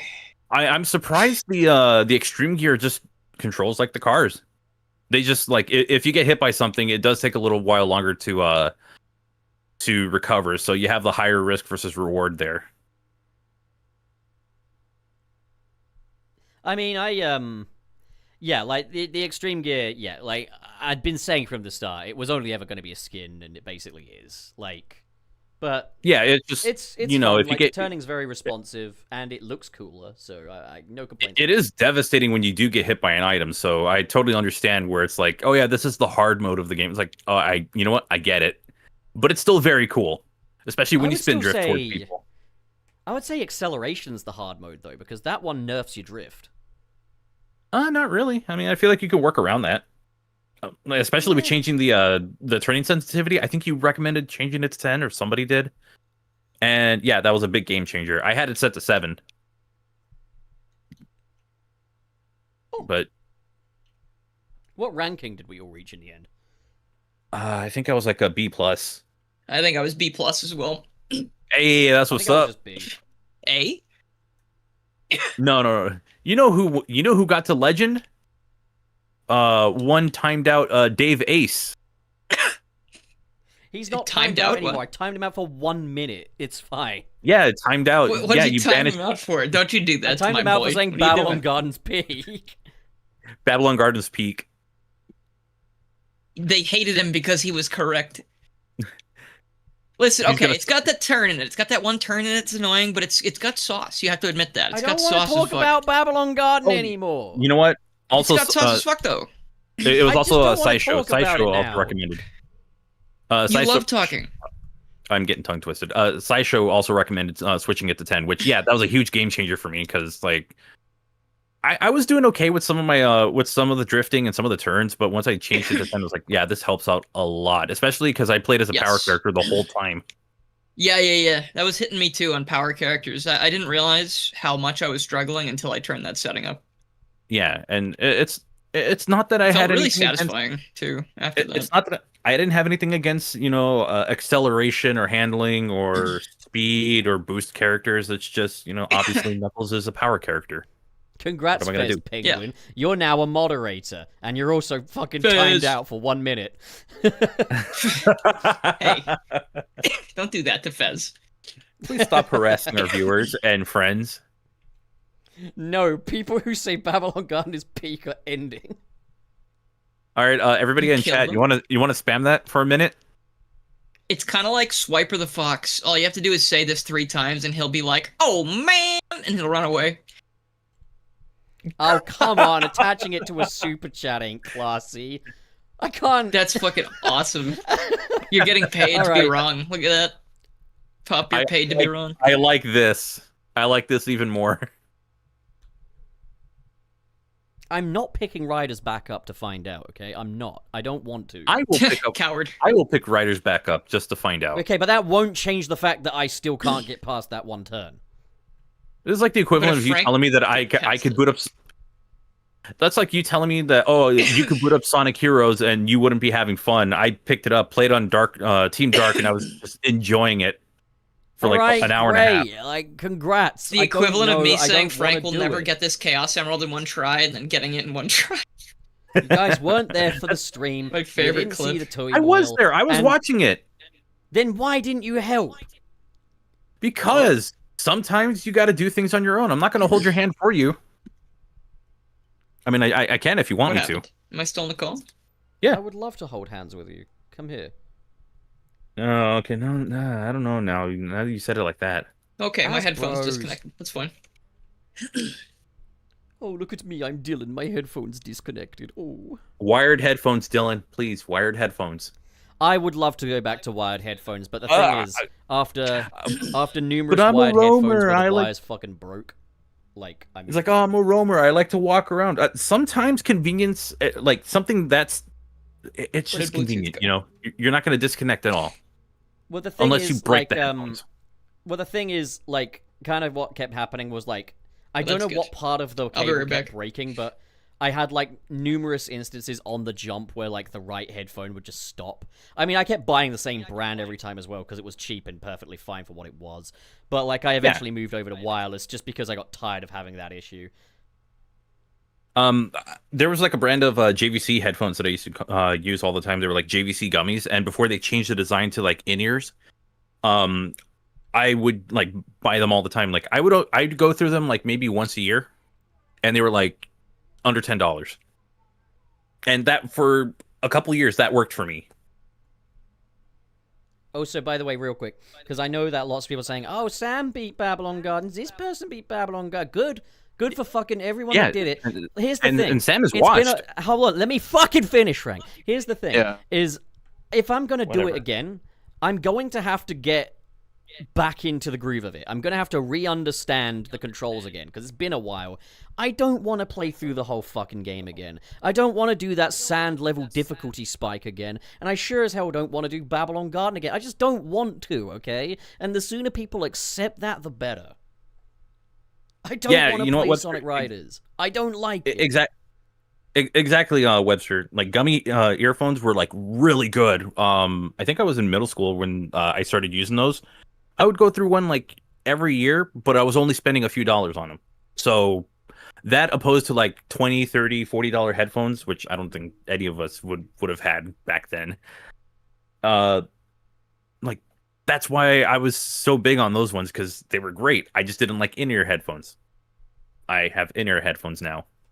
Funny how things change. I'm not massive on in-ear ones, even though I always use in-ear ones, because Again, like practicality and stuff, but like I'm wearing like JLab Goes, and like they're fine, but the thing is, they always feel like they're gonna pop out of my ear like any second, and it's just like, so I have to put on, like, a hat.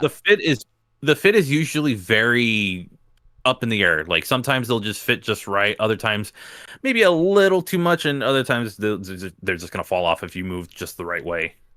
Webster, I see you in the chat saying I didn't understand the controls the first time. I understood the controls because I got past the sand level. If you could get past the sand level, you understand the controls, because people say that level's hard. Why is it that people say Sonic Riders is notoriously difficult, yet when I say it's difficult, suddenly it's the easiest game in the world and everyone can play it? This is just collective gaslighting. I'm already having a crisis of self off screen behind the scenes. So if we could all drop the fucking Babylon Garden stuff for a second, I'll be really happy. It's peak. It's not peak. It's shit. I don't know. I think objectively it's got to be peak. Where'd Dylan go? Oh, his headphones died on him, so he can't hear any of us. Right. And like Trey's I said, muted and deafened. Buy yourself some wired headphones, because they're going to be the most reliable thing you could use. I get it. Bluetooth headphones are cool. They're sometimes, you get ones with like really good audio quality, and they claim they could last a very long time. Honestly, just go for the stability. If you're a content creator, go for the stability. Go for the no delay. Because sometimes, your Bluetooth might have that delay, but whatever. Yeah. Mega Man 12 Proto Man is now being promoted to a moderator simply for saying Sonic Riders is hard. Honestly, I think you're just bad at it and spreading your negativity. It's okay to recognize that. Also, I'm back. Yeah. Sorry. It's all good. It's all good. So we were talking about Crossworlds repeatedly for that turn. That's not exactly obvious, but I'll give that a go, I guess, someday if I ever pick the game back up again. So he's going to stream it. I'm not going to stream it. I'm never live streaming that game again. Because here's the thing. That game's difficulty plus streamer's curse. No thanks. I don't have a humiliation kink, so I don't want to do it. Pup, if you stream it, I will stream it as well. Okay, great. Have fun with that. I don't care, though. I'm not going to stream it. Oh, come on. I'll suffer with you. It's fine. I'm not doing it. I'm bad at racing games. Like, Here's the thing. I'll play it off the stream, and if I get past it, I'll let you guys know. I'll record the gameplay. Oh. I'll let you guys know. But I'm not streaming it ever again. I don't want to.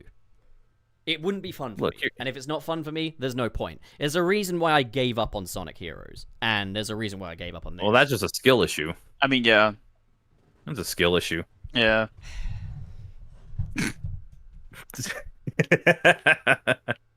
I love rage baiting my friends. Oh, me too. Yeah. But let's joy bait our friends this time. Pup, you're so good at it. It is the game's fault. It is not your fault. You know what, Pup? I enjoy the whole joy baiting thing. Pup, you have a really good VTuber avatar. Like, that is very well done. Frank. Very well done. Thank you. Yeah. Thanks. You're welcome. You're welcome. Your videos can be insightful sometimes. There you go. Sometimes. That sounds like such a backhanded compliment. The only time I've ever not insightful is on this show. And that's just because I'm live. I'm not prepared. I'm like Batman without prep time. I'm just messing. Batman without prep time still does pretty well, Pup. That's his thing. That is true, yeah. It's true. It's true. Whatever I say isn't going to be correct, so let's move on. No, anyone else got anything more to say about Crossworlds? No. I don't feel like I said much because I had to poop most of the time, but like, Okay, well, would you like to say some things, Trey? Trey was nasty. Now it would be the start digging your butt, twin. No, I honestly, okay. Biggest thing actually is the soundtrack. I don't know if y'all talk about the soundtrack. I mentioned was that surprised. I was wrong about it. I'm surprised at how. Like, because the thing is that, like, whenever we got our first batch of tracks, like that first video where we got those batch of tracks, I was like, oh no, dude, like, this is gonna be a fucking mess. And, like, in some aspects, it still kind of is, but in the context of the game, it's not as egregious as I thought it was gonna be. it's not as like distracting.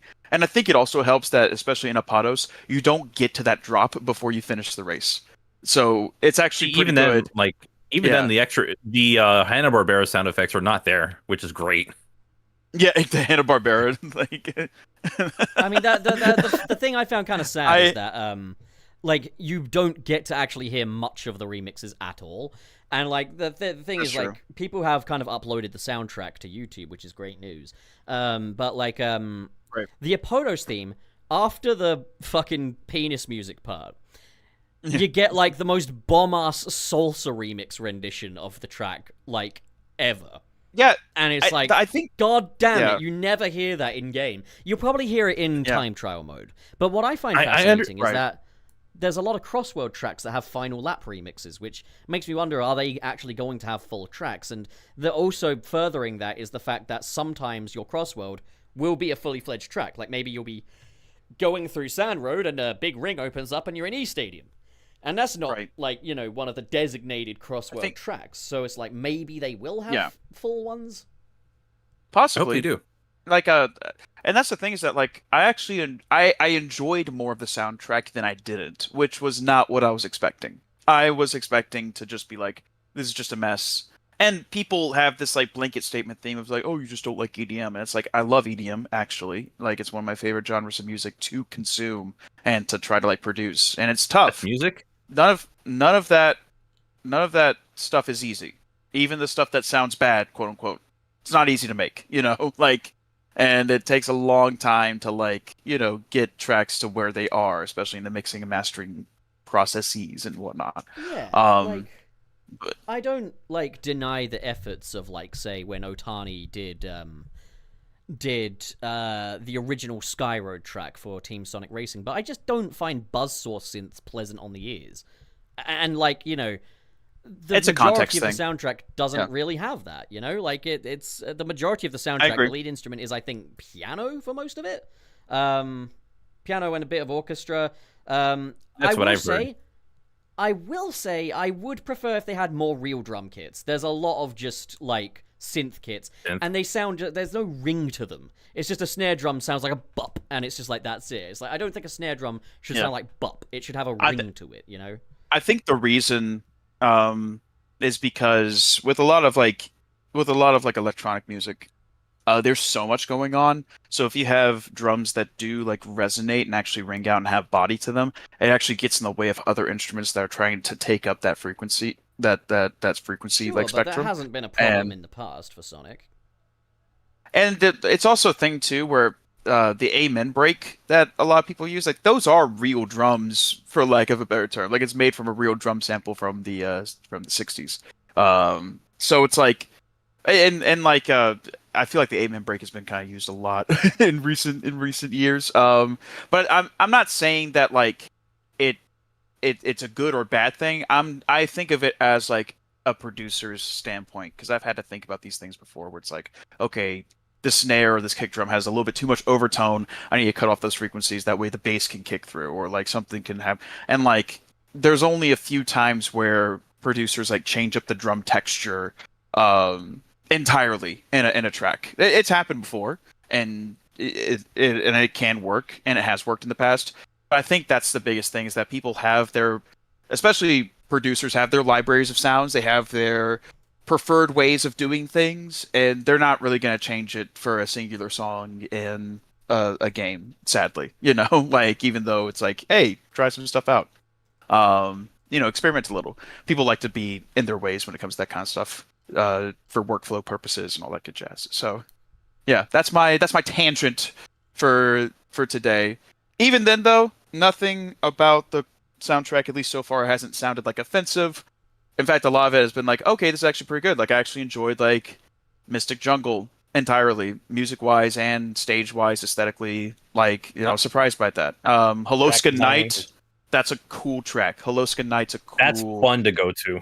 It's so much fun to go to. The like, as soon as you enter in, the track actually, like, gives more of a chill vibe, hilariously, because it is an ice stage. But, like, it is, like, a thing where it's like, okay, like, it's more... It pulses rather than drives, basically. Is Holoska Night. What's okay? I'm not as familiar with the Secret Rings. What's the pirate ship one? I don't know if that comes from that game or not. I don't know if that comes.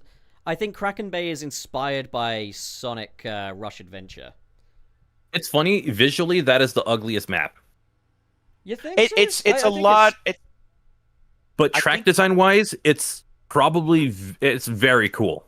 I will say, I think the only time I ever find something ugly is when something's not well telegraphed visually, and I think I'm with Frank on this, where like that track Kraken Bay, is a little bit too like it's almost like the entire map's like one color in some aspects too. Yeah, and it's like I can't even see where I'm going most of the time. But I'm also blind as hell and turning 30 in like 2 days, so maybe that's part of it. Hey, stop mocking the 30-year-olds. God damn it. I was very I lost it. No, actually, I found it. I was happy they dialed back on the bloom this time compared to beta number 1, because beta number 1 had bloom all over the fucking place. Yeah. So yeah, I can. that. Yeah, there was still like post-processing effects, which I mean is but to be expected. This time it doesn't look like someone's just fucking smeared their dick all over the screen, you know? Like, I will say though, like how pretty this game looks, it runs really well. The optimization is actually like surprising. I don't play have it on a PC second and of lag. I did fantastic on PC. Trey Uncles, I'm gonna kill that person in chat. I'm kidding. We're not gonna kill you. But don't say that again. with kindness. Also, yes, Trey, I am you say turning 30. In 2 days, it's your birthday. September 7th. Yes, sirree. Can we get birthday spam in the chat, please, guys? Get some birthday cakes in there. Come on. Happy birthday. Yes. Yes. Because this is I also think birthday is now a Trey birthday special. Thank you. And I have a teaser for something on my birthday, so look out for that. Oh, that'll be fun. I don't want to say too much, but like I've been working. Yeah, because it's a teasing. Yes. Yeah, I've been working diligently on my music and stuff for a while, which is it's no secret that I've been doing that. But now, it's a lot of stuff is finished, and I'm comfortable with sharing some of it. So I'm excited to share it with people. This is good news. Look, Trey, I've heard a little bit of music before. I think I know how this process works. I listened to a song once. Yeah, considering I'm someone with ears, I'll be the judge of that. Actually, wait, no, Dylan can back me up on this. I actually did have an idea for something, but I've wanted to keep it secret for a while. Oh, shoot. Okay, and it's there's so many related. things I could be referring to. It's music related, and I just could not figure out where to start.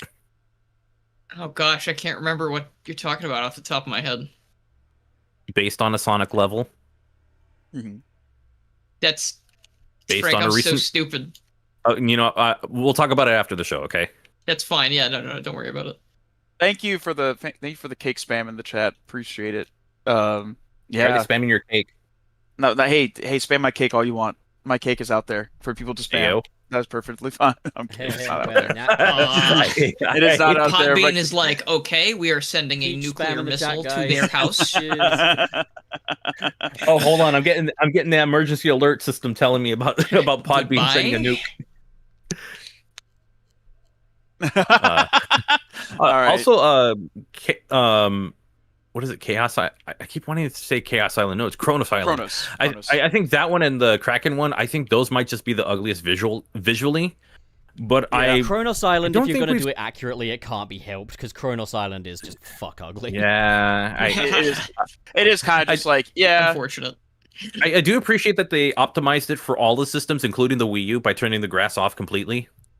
Yes. Honest to God, though, I would have, if you asked me, bring back Kronos Island, give it a little redesign, just take Rainbow Garden and stick a fucking tower in there and call it a day. Honestly, I would have just done that, because Rainbow Tower is, the most forgettable, well, I would say it's the most forgettable, but I just happen to keep fucking going there. But it seems to be the crowd favorite. People always vote for that. But I don't understand why. Track design-wise, it sucks. I will say, though, the Kronos Island remix, though, the song that accompanies it, it's probably one of the best Sonic tracks that we've had in recent memory. I think it's probably one of the better versions of the Kronos track as well. I've always kind of said I love those island themes. If they just had a slight injection of more energy, though, I think it would feel a bit more Sonic-y, and this is what that is. The fourth movement's really good for Kronos.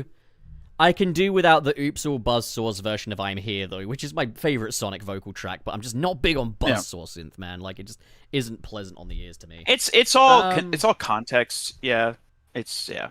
Well, exactly. Like, you have to get you have to have something that would sound fitting for like a race, not just, Yeah. I think they could have. I think they could have pulled off with some electric guitar, like a little bit more. Well, there are some instances where I'm happy to just kind of accept like a left turn as a left turn. For example, Sand Road, because like Sand Road, like, you know, I think the Team Sonic Racing version is like the definitive version of that, and I think that hasn't changed. But like at the same time, Team Sonic Racing's version was meant to be just a definitive reimagining of that original track. Like, take away the limitations of the time. Here's how we can make that sound now. Whereas the new version had to kind of do something a bit unique, and I really like the new version as well. It doesn't top the Team Sonic Racing version, but it is heat, in my opinion. Like, oh man, I just realized the big downside to this new soundtrack is the fact that I'm not going to get Dark Arsenal again. Honestly, that track is just so fucking good. Yeah. Dark ass. Okay, pup. Well, at least no. So we'll are we kind of about ready to move on to super chats? Do you reckon? I think so. Yeah. Oh, it's super chat time, and I didn't freaking log them. Oh, way to go, pup. You know what? Let's just keep talking. Let's talk our shit. Wow, it's almost like you guys can do something as well. Fuck. No. All right. Well, No. Man, I don't know how to do this. I don't I'm want old to do and this. frail. Yeah, I'm old and frail. What are you talking about? Hey, Trey, Burning Rangers. You're old and trail. Burning Rangers of Capil. Man, Burning Rangers. Okay, so I saw the video that was about the singer or the person who's done it for that, also for Daytona USA, and also there was like one other game that I forgot off the top of my head. Yeah. And they actually had him like perform the songs, and there's like a little bit of an interview, a little bit of a performance. It was just so good. And this is like an 8-year-old video or something. Oh shoot. He still got it.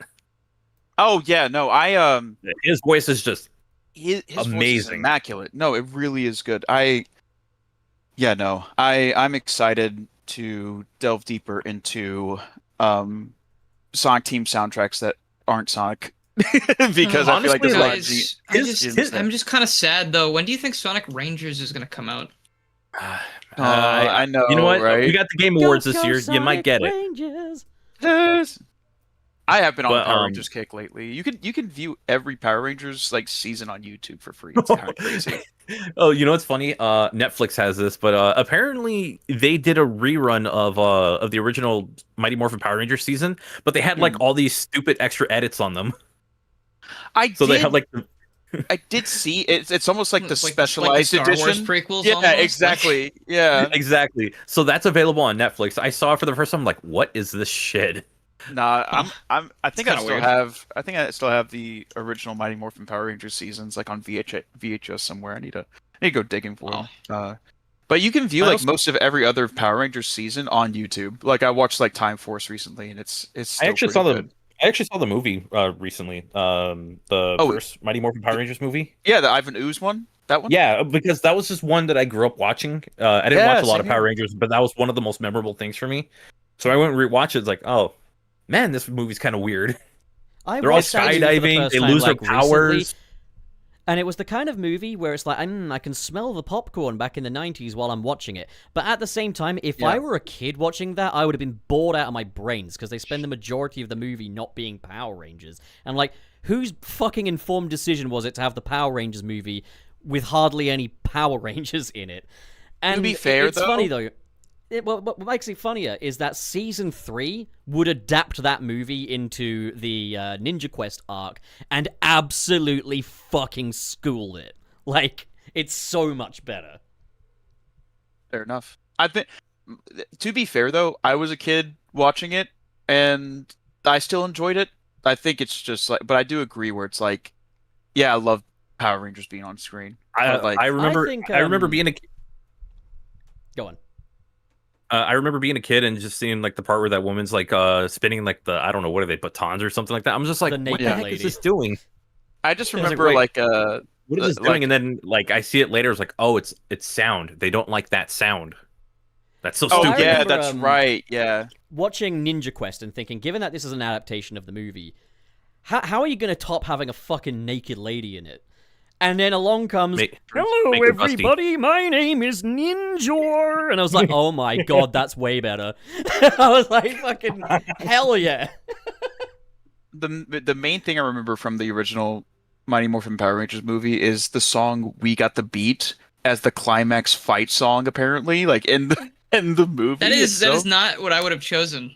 No, personally. but I remember stuck seeing with like it. the It's like, we got the CGI, beat. the CGI Zords as well. I'm thinking, oh no, they weren't ready for this. There's also what was it, like the Black Ranger. It's like, oh, what's wrong? I'm a frog. I'm like, what? I also love how like the Ranger suits in that movie look like just the regular Ranger suits, but injected with Botox. Like everything looks puffier. I will also, say, I see that I will movie say, as like a textbook example of Hollywood thinking they know better than those TV guys because they're like, A, let's not put the Rangers in it much, and B, their original plan was to ditch the visors and mouthpieces on the mask and have it so their faces showed underneath because the director was like, I want to be able to see the emotion under there, and it's like, you're missing the point. You're missing the point so fucking hard.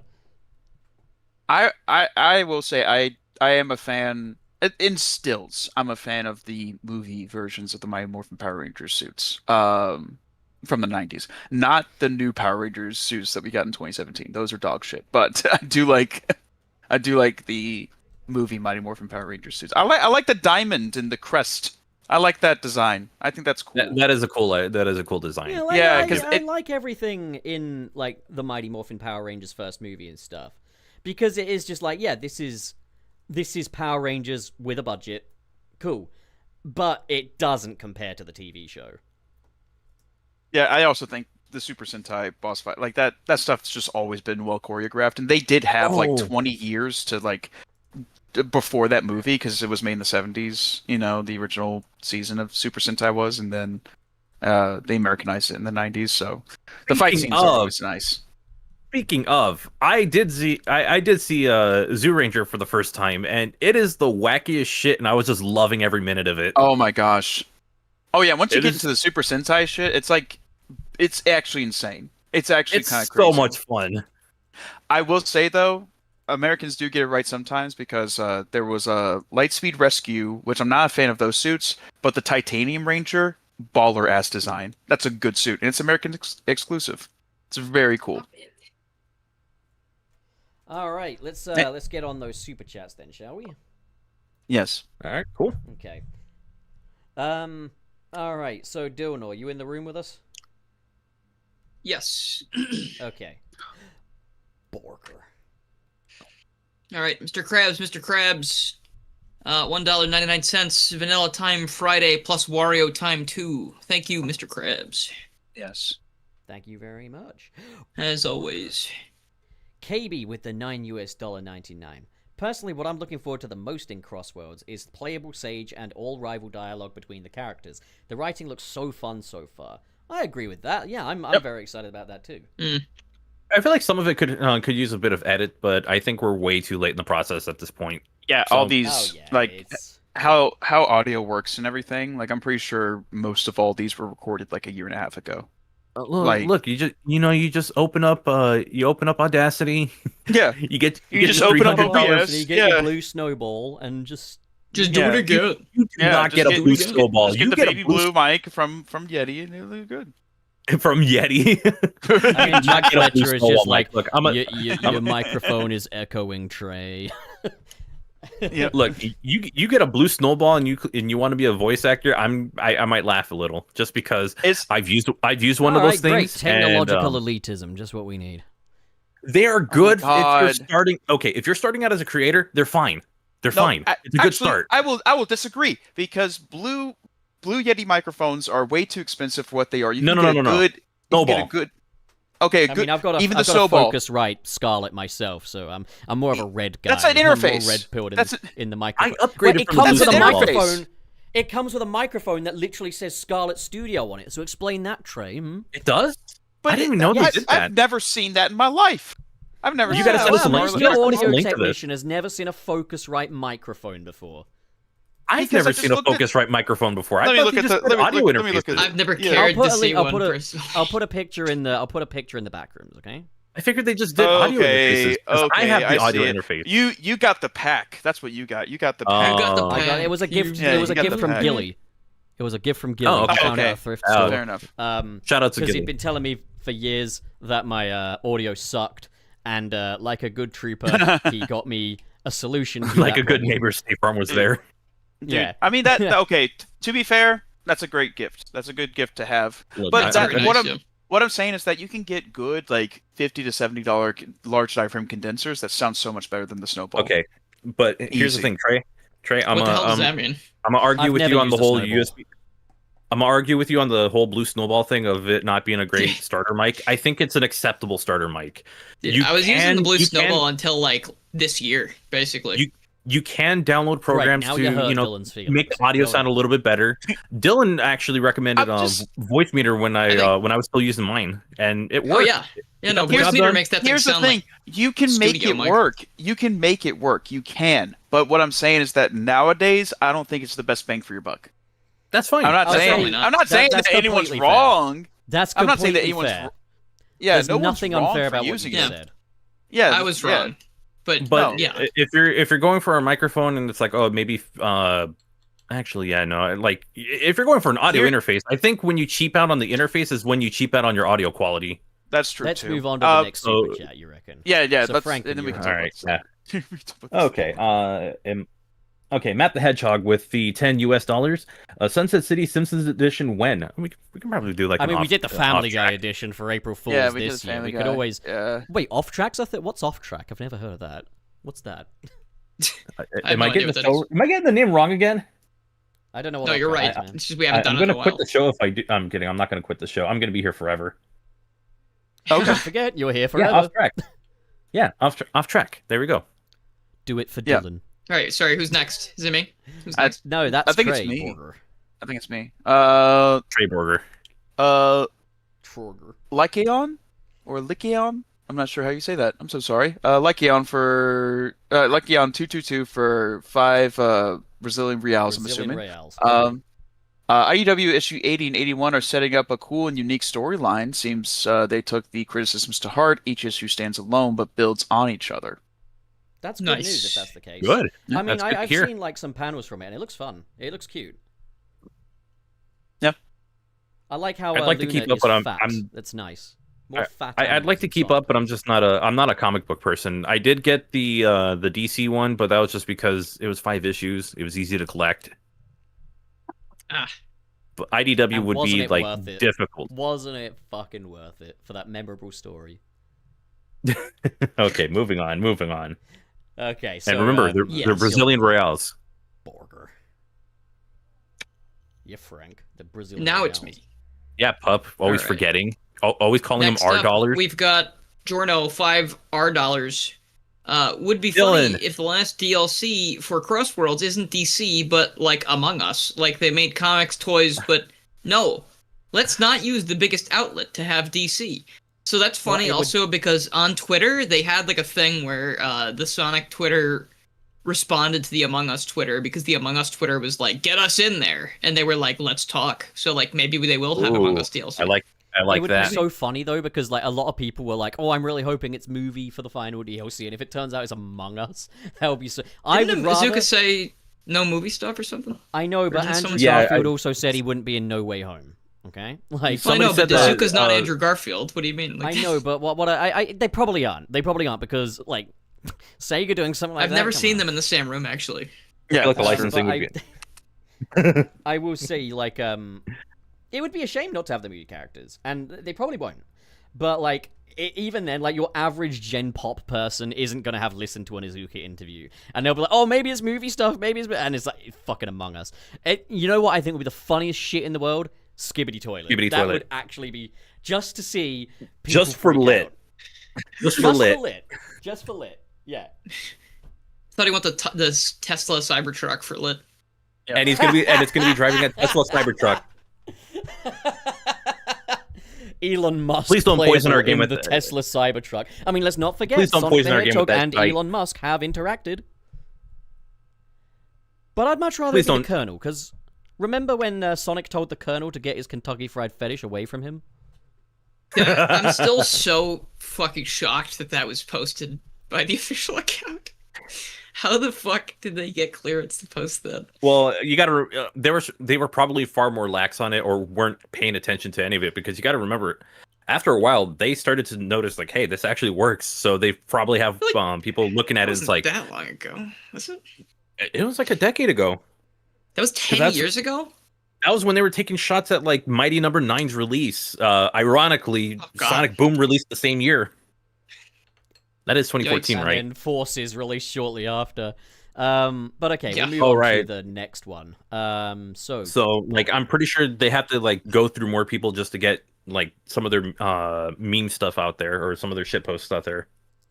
I remember that one thing where they did like Sonic's morning routine, and one of them was put on a hedgehog costume, which was really funny. But okay, That's next super chat is from Disgusting. Jono for two Brazilian reals.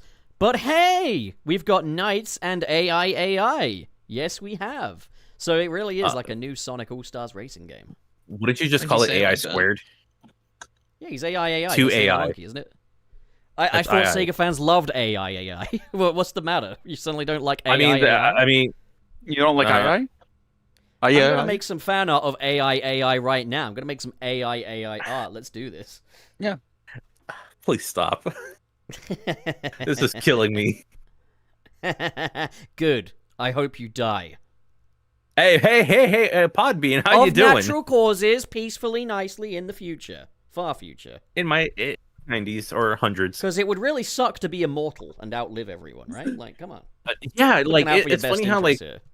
it's crazy how, well, then again, Vegeta was kind of a cold-blooded murderer. Like, it's crazy how, like, why would you wish for immortality if you were a normal functioning human being? You'd outlive everybody you ever meet. The last one, you know, you've got like ambition. That's like the most human thing ever.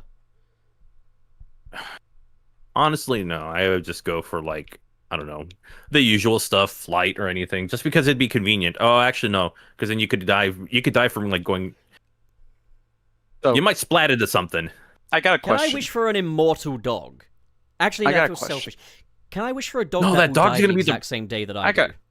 I'm raising my hand right now. I'm raising my hand. If your name was Bishan, would you say I am Bishan? You raised your hand. You know where you that. can. Hey Trey. You know where you can. You know what you could use to find a better joke. I am Bishan. Yeah, I am Bishan.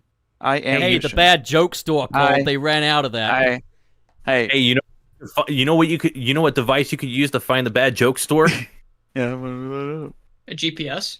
You can use your compass. Oh, you mean the compass? Yeah, you can use your compass. Yeah, you gotta use the compass. I don't get it. Pup, do you have the compass?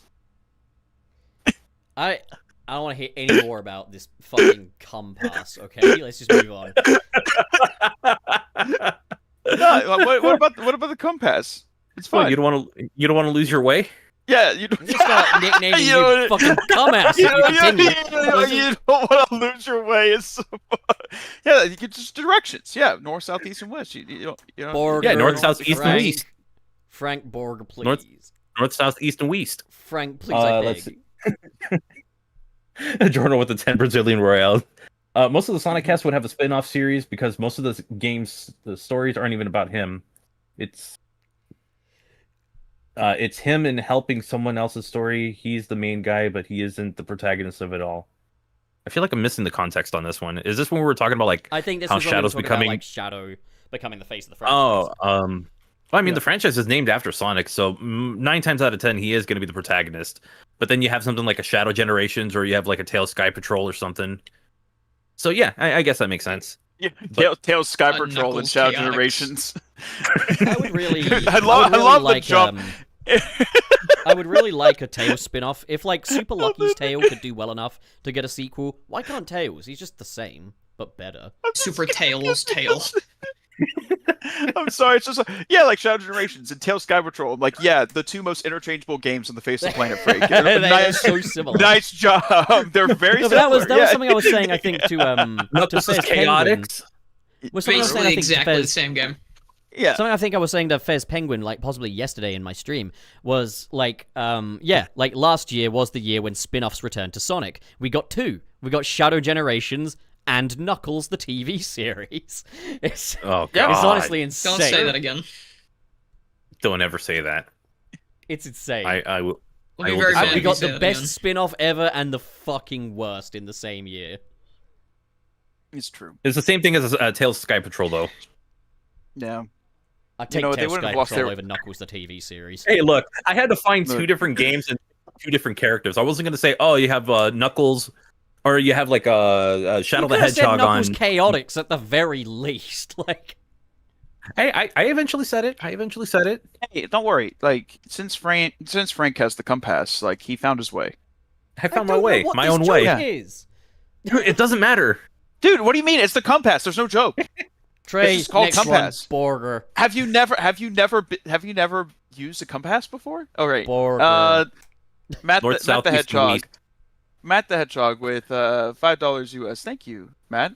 Frontier sequel with DLC featuring Shadow, Silver, and Blaze? Possibly. I think I'll do you one it better. is funny. Frontier sequel that just has Shadow, Silver, and Blaze. I will say it'll be a lot. Never mind. Never mind. I What do you think mean, never mind?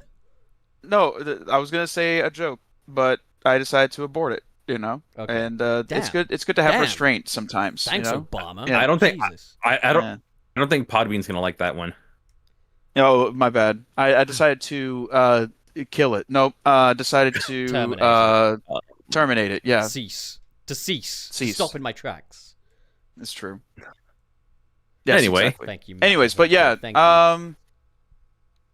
Shadow, Silver, and Blaze. I think it could work. Absolutely. I think I really want Silver and Blaze to actually have something substantial to like cling on to now, rather than just being these I want to play as characters that Blaze again. exist. I want to play as Yeah. Blaze again. Honestly, like in Sonic 06, like she was my absolute favorite to play as, just because her moveset was just fantastic for platforming, especially with how buggy the game that was. Like you could really enjoy like going around as Blaze in those levels. So I want to that's Blaze why again too, but I'm having a detox week. I told you the drug Really- test is next really- week. Okay. Really funny. Okay, so Borger. Dylan, Still not. Dylan, it's your turn. Okay. All right. Here we go. Ready? Here we You go, ready? buddy. Here we go, Here we You buddy. ready go. for this? Here we go. Here we go, buddy. Yes, Mr. Dylan, Krabs, you're ready. Mr. Krabs, 199. Grommet, why is Pito in our house? Pito? Pitou? Pito? Pitou? Thank you, Mr. Krabs. Mr. Krabs. Atua? He's always very generous. Thank and you, thank you. Borger, for the next one, we got Talk to another Mr. Krabs, Mr. Krabs, being very generous once again with $1.99. And she's scratching up the couch, Grommet. Thank you, Mr. Krabs, Mr. Krabs. That couch is gonna get ruined. Borger. Franken. All right, Jorno with the 5 Brazilian Royales. Jorno playing the beta be like, so who's your main? Babylon Rogues. No, you're supposed to say only. Wait, Babylon Rogues? They got the best dialogue. I'm not. I didn't see any of the dialogue for Babylon Rogues, so I'm sorry if I really They do butchered have that. good dialogue. I'm sorry, but I have to be the grifters. Like, oh look, it's the Babylon Rouges. Yellow Flash 2. I you have to be piece the of garbage. dyslexic one. The Babylon Rouge. Honestly, you know what? I would probably quickly glance at that. It's like Babylon Rouge. Oh, never mind. That's Rogues. That one, Rouges. Okay, so, Not Rouges. It's 3 Rouges Ray. It's 3 Rouges. Oh, it's my turn. in Okay, Babylon Garden, which is Mr. Peak, by the way. Mr. Krabs, Mr. Krabs, $199 US. My Crossworlds main will be Patrick, since I will crank 90. That makes so much sense, actually. I think I'm lost. No, The that tricks. makes, Come that makes past. perfect sense. The tricks you'll be okay. able to spin in like Metal Harbor. Most But sane next- Mr. Krabs interaction. So, Borger. Now, Giorno, the 10 Brazilian Real. Real quick, That's why context, I like. was us talking about, like, the Jack Fletcher thing, or me talking about the Jack Fletcher thing. Oh, right. Okay, that's why I like Spamite's threads about the voice direction of the series. He just shows what he would like, shows examples by the current actors, and doesn't insult anyone. Wow, that's unheard of. Honestly, I respect that. Thank you, Jorno. How dare you, Jordan? Yeah, no, that is the best way to go about it. Yeah. You can give your criticism without being a total dick about it. 100%. Sonic Twitter. No, you Sonic can't. Twitter's not listening to us. No, you can't. It's true. You have to be a dick. No, I'm kidding. You don't have to. You Don't know be what a I dick, always actually. say, the food chain of social media influencers, Twitter fucking influencers are right at rock bottom. They're not real. They don't matter. They don't make anyway. fart noise when they speak, though. Burger. Matt the Hedgehog. Once again, back again with $10 US. As always, very generous. Thank you. On to the next one. Read the message, pup. I'm not reading the fucking message, Frank. Read the We're message, not obligated pup. to read the Read the message. We're only message. obligated Read to say the message. thank you. Yes, you can. No, read the message. Does that say Read it. Babylon Garden is peak? It is. There you go. You read the message. Yeah. Right. On to the next one. No, I'm you- not you saying say it. You say it, pup. I don't say false things. Have you lost your way? Yeah. You know how you can find your way? You know how you can find your way. Why? I don't get this compass bit. No, it's compass. Yeah. With the compass. You know, like Hydro City, Hydrosity. It's the same thing. All Compass right, and fine. compass, Babylon you know? Gardens peak. I'm also the problem. I'm also bad at games. There you go. You're just bad 'cause you're just bad at it and you're spreading your negativity. Yeah, I that's know. true. I know. I'm bad at it. I'm spreading my negativity. I'm just very bad at stuff. I've gotten so Yeah. much mileage out of that comment, Dylan. Yeah, we really have. I mean, it's not like we get mileage out of fucking everything. Literally, the Ouya conference, which is like how old? It's just been a fucking running joke. That's true. Yeah. Yeah. All right, No, I come on don't now. know. Let's on to the next one, Borger. Yeah. Frank. All right. No. All right, Franken. Oh wait, Mr. Krabs with the $1.99 US. Gromit, why is Pup having a crash out over a level? That's a very good question. You know what? That's a good Because question. I'm stupid. I'm bad at games. I have a hard time accepting Yeah. things. There. Yeah. He can't find his way because he doesn't have his compass. That's I true. don't have my compass. Yeah. That's true. Next one. That's true. That's true. Are we turning into fucking All right. wolves or something? It's true. It's true. It's Well, true. he's turning 30, so Alright. I mean, he's turning something. KB with the 999 Turning into a musical podcast. $9.99 US. KB. you're We're with gonna the have- $1.99. We're gonna have to use Pup as a footstool or a table to play Scrabble on, tie him up and beat him up and throw him back into Babylon. Wow. Singing that in What the Sing Song fuck, before is KB? really funny. That's really funny. I'm The glad thing is, he this sang it wouldn't like be the that because first it was time. really funny. This wouldn't be the first time I've been used as a footstool either. I felt like a What? villain, like talking about what I would do. This wouldn't like, be the my first time I've been victim. used as a footstool.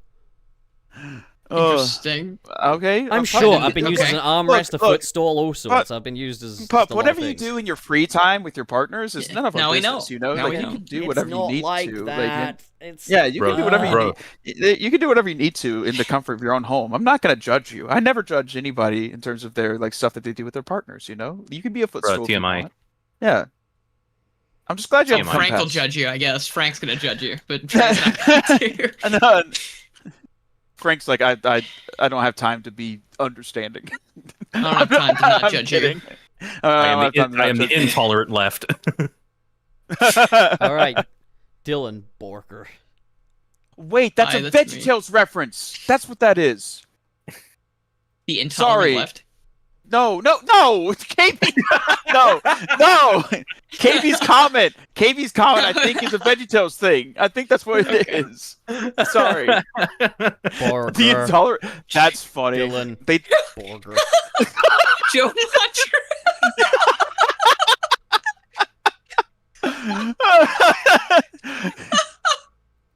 you know what God doesn't like? I'm sorry, I was like delayed. It hit me really delayed for some reason. But Joe Madre at the $5. It feels like one guy brought up voice directing, and now everyone's parroting it and made Fletcher a scapegoat over criticizing the actors Agreed. for Sega. Yeah, that's how it Agreed. generally works in the Sonic fandom. 100%. Agreed. 100%. Hey, people are always Agreed. looking for a finger to point, when in Go actuality... back in Sonic you just history, all- you'll see this every couple days, basically. fucking kill game designers, is a quote, by the way. Don't say that. Yeah. Podbean will love that one, yeah. Yeah, Podbean. No. All right. They'll be like, hey, Hey, we're gonna Podbean, kill you. you. Hey, Podbean, you know how you can find your way? Yeah. Imagine like having like a Spider-Man podcast and the Green Goblin kills Gwen Stacy and Podbean is like, can't have any of that. Nope. Yeah. Nope. All right, You're so gonna have to redo Katie- this again. To KB, quote, once again, very generous ahead. with the $9.99. Have you heard of Thank the IDW, the new IDW character, Luna the Sugar Glider? Luna, so far, is a fun jester character who is also canonically non-binary. Luna's pronouns are just Luna. Yeah, I've seen Really? and I've seen So how real. many people have been just using he/him pronouns when it quite obviously says no. I've seen people saying, "Oh, so he's non-binary." I'm just like, fucking, what's wrong with you? It's not that difficult. I get it. Like, That I'll reminds say me of, this: like, pronouns can be hard to keep up with when they're not necessarily the most obvious thing in the world. But come on, it's right there. Yeah. Well, and the famous words of VeggieTales, the intolerant left. You know, like that's just. Well, What the it's like Larry the cucumber. But what I like about Luna is that on that front cover, I'm Luna's so fat. lightheaded right now. Luna's a little fat one. I like fat characters; they're funny. Oh my god! All right, let's move on to the next one. Okay. What's this Freaking- character? What is this character again? Yeah. Luna is Luna's a sugar glider? and a jester. You're trying to trip me up, motherfucker. I'm not gonna do it. Well, you No, already I just tripped wanted up to- and said I they wanted to pop, see this sir. character. Wait, I've never Lunar never seen this Pomni? character before. Is Lunar Oh. Pomni? I think Lunar's Pomni. Pomni.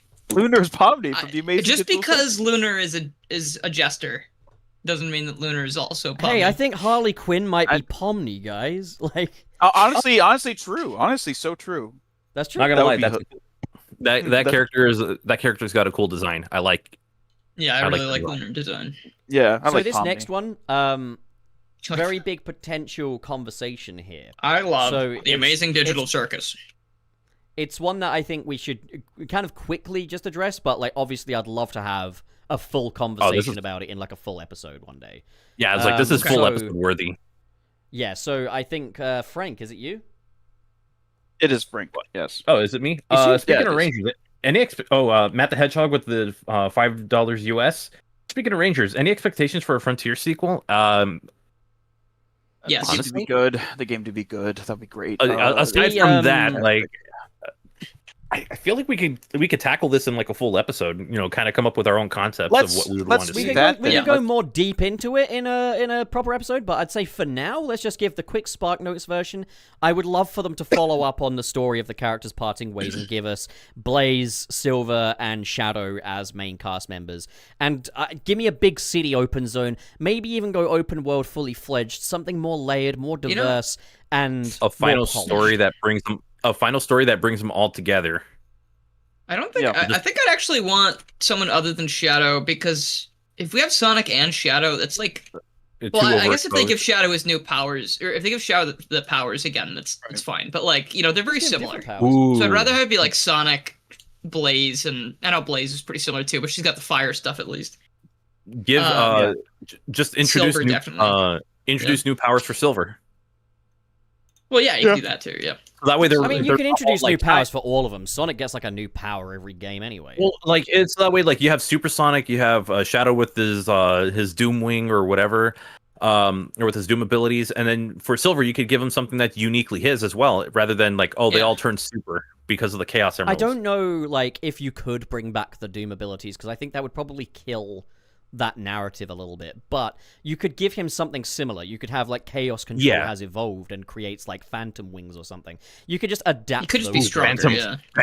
Because, Yeah, like, sick. obviously, like, Sonic got the Phantom Psyloop Bees. because he was on the Starfall Islands, but that's not a power I want to get rid of.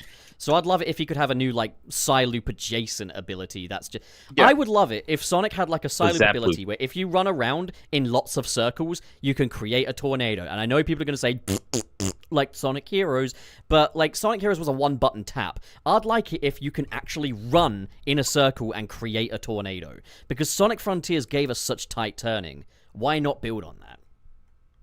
Yeah, I'd be ready. I think narratively, I don't know if you'd be able to do a Frontiers 2 like directly, because the whole point of Frontiers was the Starfall Islands and the Ancients, where the End was trying to come back and destroy everything. And honestly, I assume they would only like a sequel in terms of gameplay. Yeah. But I would only ever have it called Frontiers 2 as like a code name. Yeah, it's shorthand basically. But like with Forces and Generations, you know, like that's clearly a sequel, but they didn't call it Generations 2 because they didn't want to ruin Generations. It's like how I referred to, like, you know, the Mania follow-up as like Mania 2 in the video. It's shorthand, like, at the end of the day. But we know it's not literally that. But like, I wouldn't want to revisit the Starfall Islands. Like, let's just leave that. Yeah, no. And just give us like a big city or something, you know? Let's just take some time and come up with some ideas, and we can revisit this in a future episode. I'd be down to do that. I mean, no, definitely. I'll write down some I bullet think, points. a Frontiers 2 video episode, whatever the fuck, would be great. Okay, so on to the next one. Border, Trey. And this is the last one for this week. This is the last one for today. Mike 1911. With the $4.99 US. Thank you, Mike. The animators need to be on the next Speed Racer series. The short mirrors the 08 movie. Also in that same vein, Mad Cave Studios has the comic rights. I actually am very much in agreement, because the 08 movie, it was live action, but it had so much kinetic energy, and it was just like it's really a beautiful film. It could easily work for Speed Racer. Is that a Robert Rodriguez for sure. one? I think so. I don't know. I'm not familiar, but like it almost looks like the Speed Racer movie from 2008 almost looks like a Spy Kids movie, but like it works. You know what I mean? Like it has that same kind of vibe to it. Like cheesy-ish. It's and it's like there's obvious, like very obvious CGI. Not. They're not even trying to be like realistic with it in the 08 movie. But it's directed by the Wachowski sisters. Hey, Wachowski! Yeah. Hey, Wachowski. All right. Yeah. No, I'm excited. It's directed by Amy Rose and her sister, Emsbury. I don't know. Also, there's a lot of shouting in it and a lot of very unhinged shit said. And a lot of like Tails giving me death threats for some reason. Oh, you're okay. You're talking about. You're gonna hear a random voice saying my belly is full. Like, I said I think the funniest thing ever would be if she gave Tails like a redemption arc in those things where he's getting better. Fucking joke that Ems keeps coming. It's what's that? It's like, you know what? I don't want to say that you should kill yourself anymore. I think everyone deserves life. That's what. Okay, Podbean's gonna. I was just gonna have like Tails like, I'm really sorry about the stuff I've said in the past. I've been getting some help and I'm doing better now. Just something along those lines. Oh, so just do a YouTuber apology. Yeah, sometimes I've made a severe lack of judgment. Like the Tails game for life. Funny to just go aggressively on the upswing. Sometimes going like the opposite of unhinged can become funnier. I think sometimes. Especially when juxtaposed, so I would love to see that. What's the really fucking unhinged thing that Ems keeps quoting? It's like, oh, my belly's full or some bullshit. Like, oh, my belly, it's inflated and fat right now. Like, that's what she says. What the fuck, but she says it in Charmy B's voice, and it's really funny. Like, she has that Charmy B impression. That's what she says. Hey, don't shoot the messenger, all right? Emsbury I'm not just says shooting the shit like messenger. I'm just saying, what the fuck, Emsbury? Like, oh, One my day we belly. gotta get her on this show just to confront her about these things. Yeah. It's like, actually, are you good?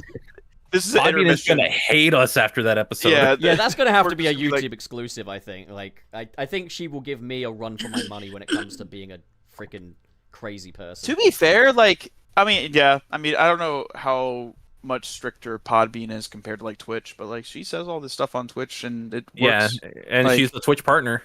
Yep, she's a Twitch partner. She's been doing phenomenal on Twitch. By the way, gonna shout out one more thing. She had her VTuber debut. That's true.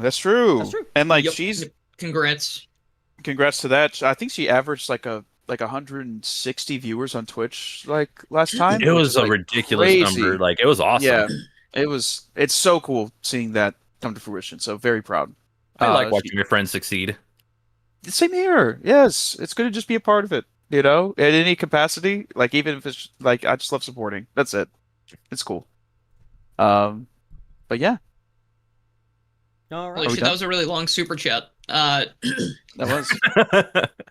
And it had nothing to do with what we ended up talking about. Anyway. It just had more to do with our unhinged gremlin friend. Speed Racer series done by the animation studio that did Dark Beginnings, and yeah, that'd be cool.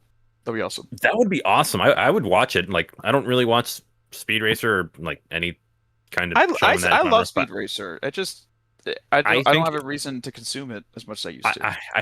I just think it would look really good. Yeah. Anyways, so what's everyone doing?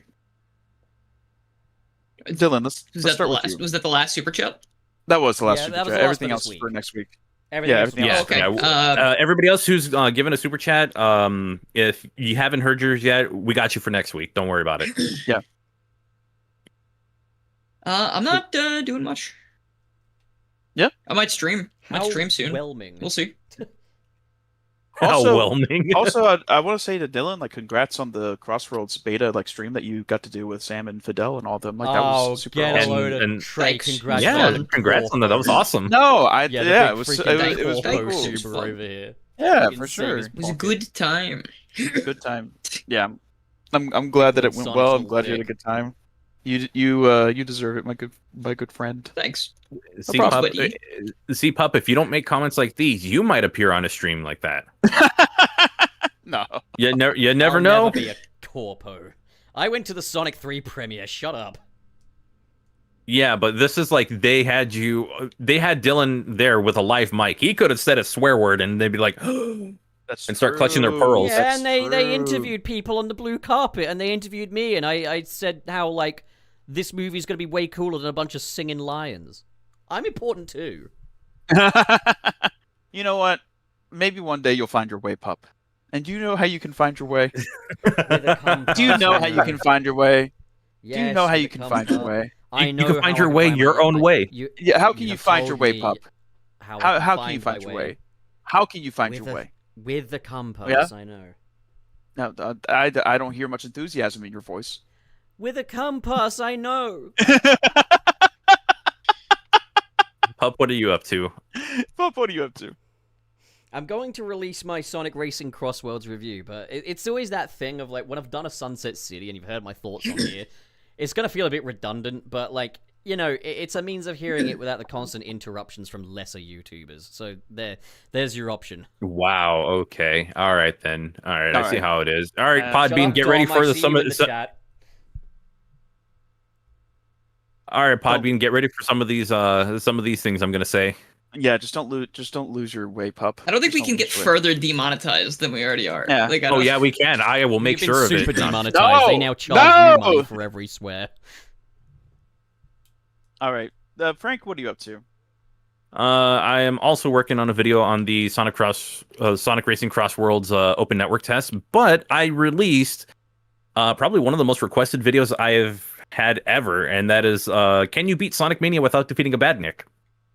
It is a pacifist challenge series where I just go through and I show how to beat the games, if it's possible, without defeating a single enemy. Bosses and mini bosses are excluded, and I showed off a couple tricks on there that players might not have known. Ooh. Hey, Frank, here's an idea. Can you live life without defeating a pup? How about that one, huh? No, you can't. You know, I'm gonna say it's impossible because you're really giving me the motivation. Yeah. Damn it. It's like it's impossible because I really don't want to like not do that. You know? I'm sorry. difficulty, absolutely impossible. One of the levels. My name is being, Ben Shapiro. That is absolutely Ben Shapoopy. Anyway, Ben Shapipu. Ben Shapipu. Yeah. One of the levels being Mirage Saloon Act 1. So if you want to see how to do that, go ahead and check out the video. I'm excited. I still need to And check out then that video. and later this month, Sonic Amateur Games Expo. I'm going to be covering it both on stream and in video form. So I am going to have a very busy September. The only good Here we go. stage. Yeah. Trey, what are you up to?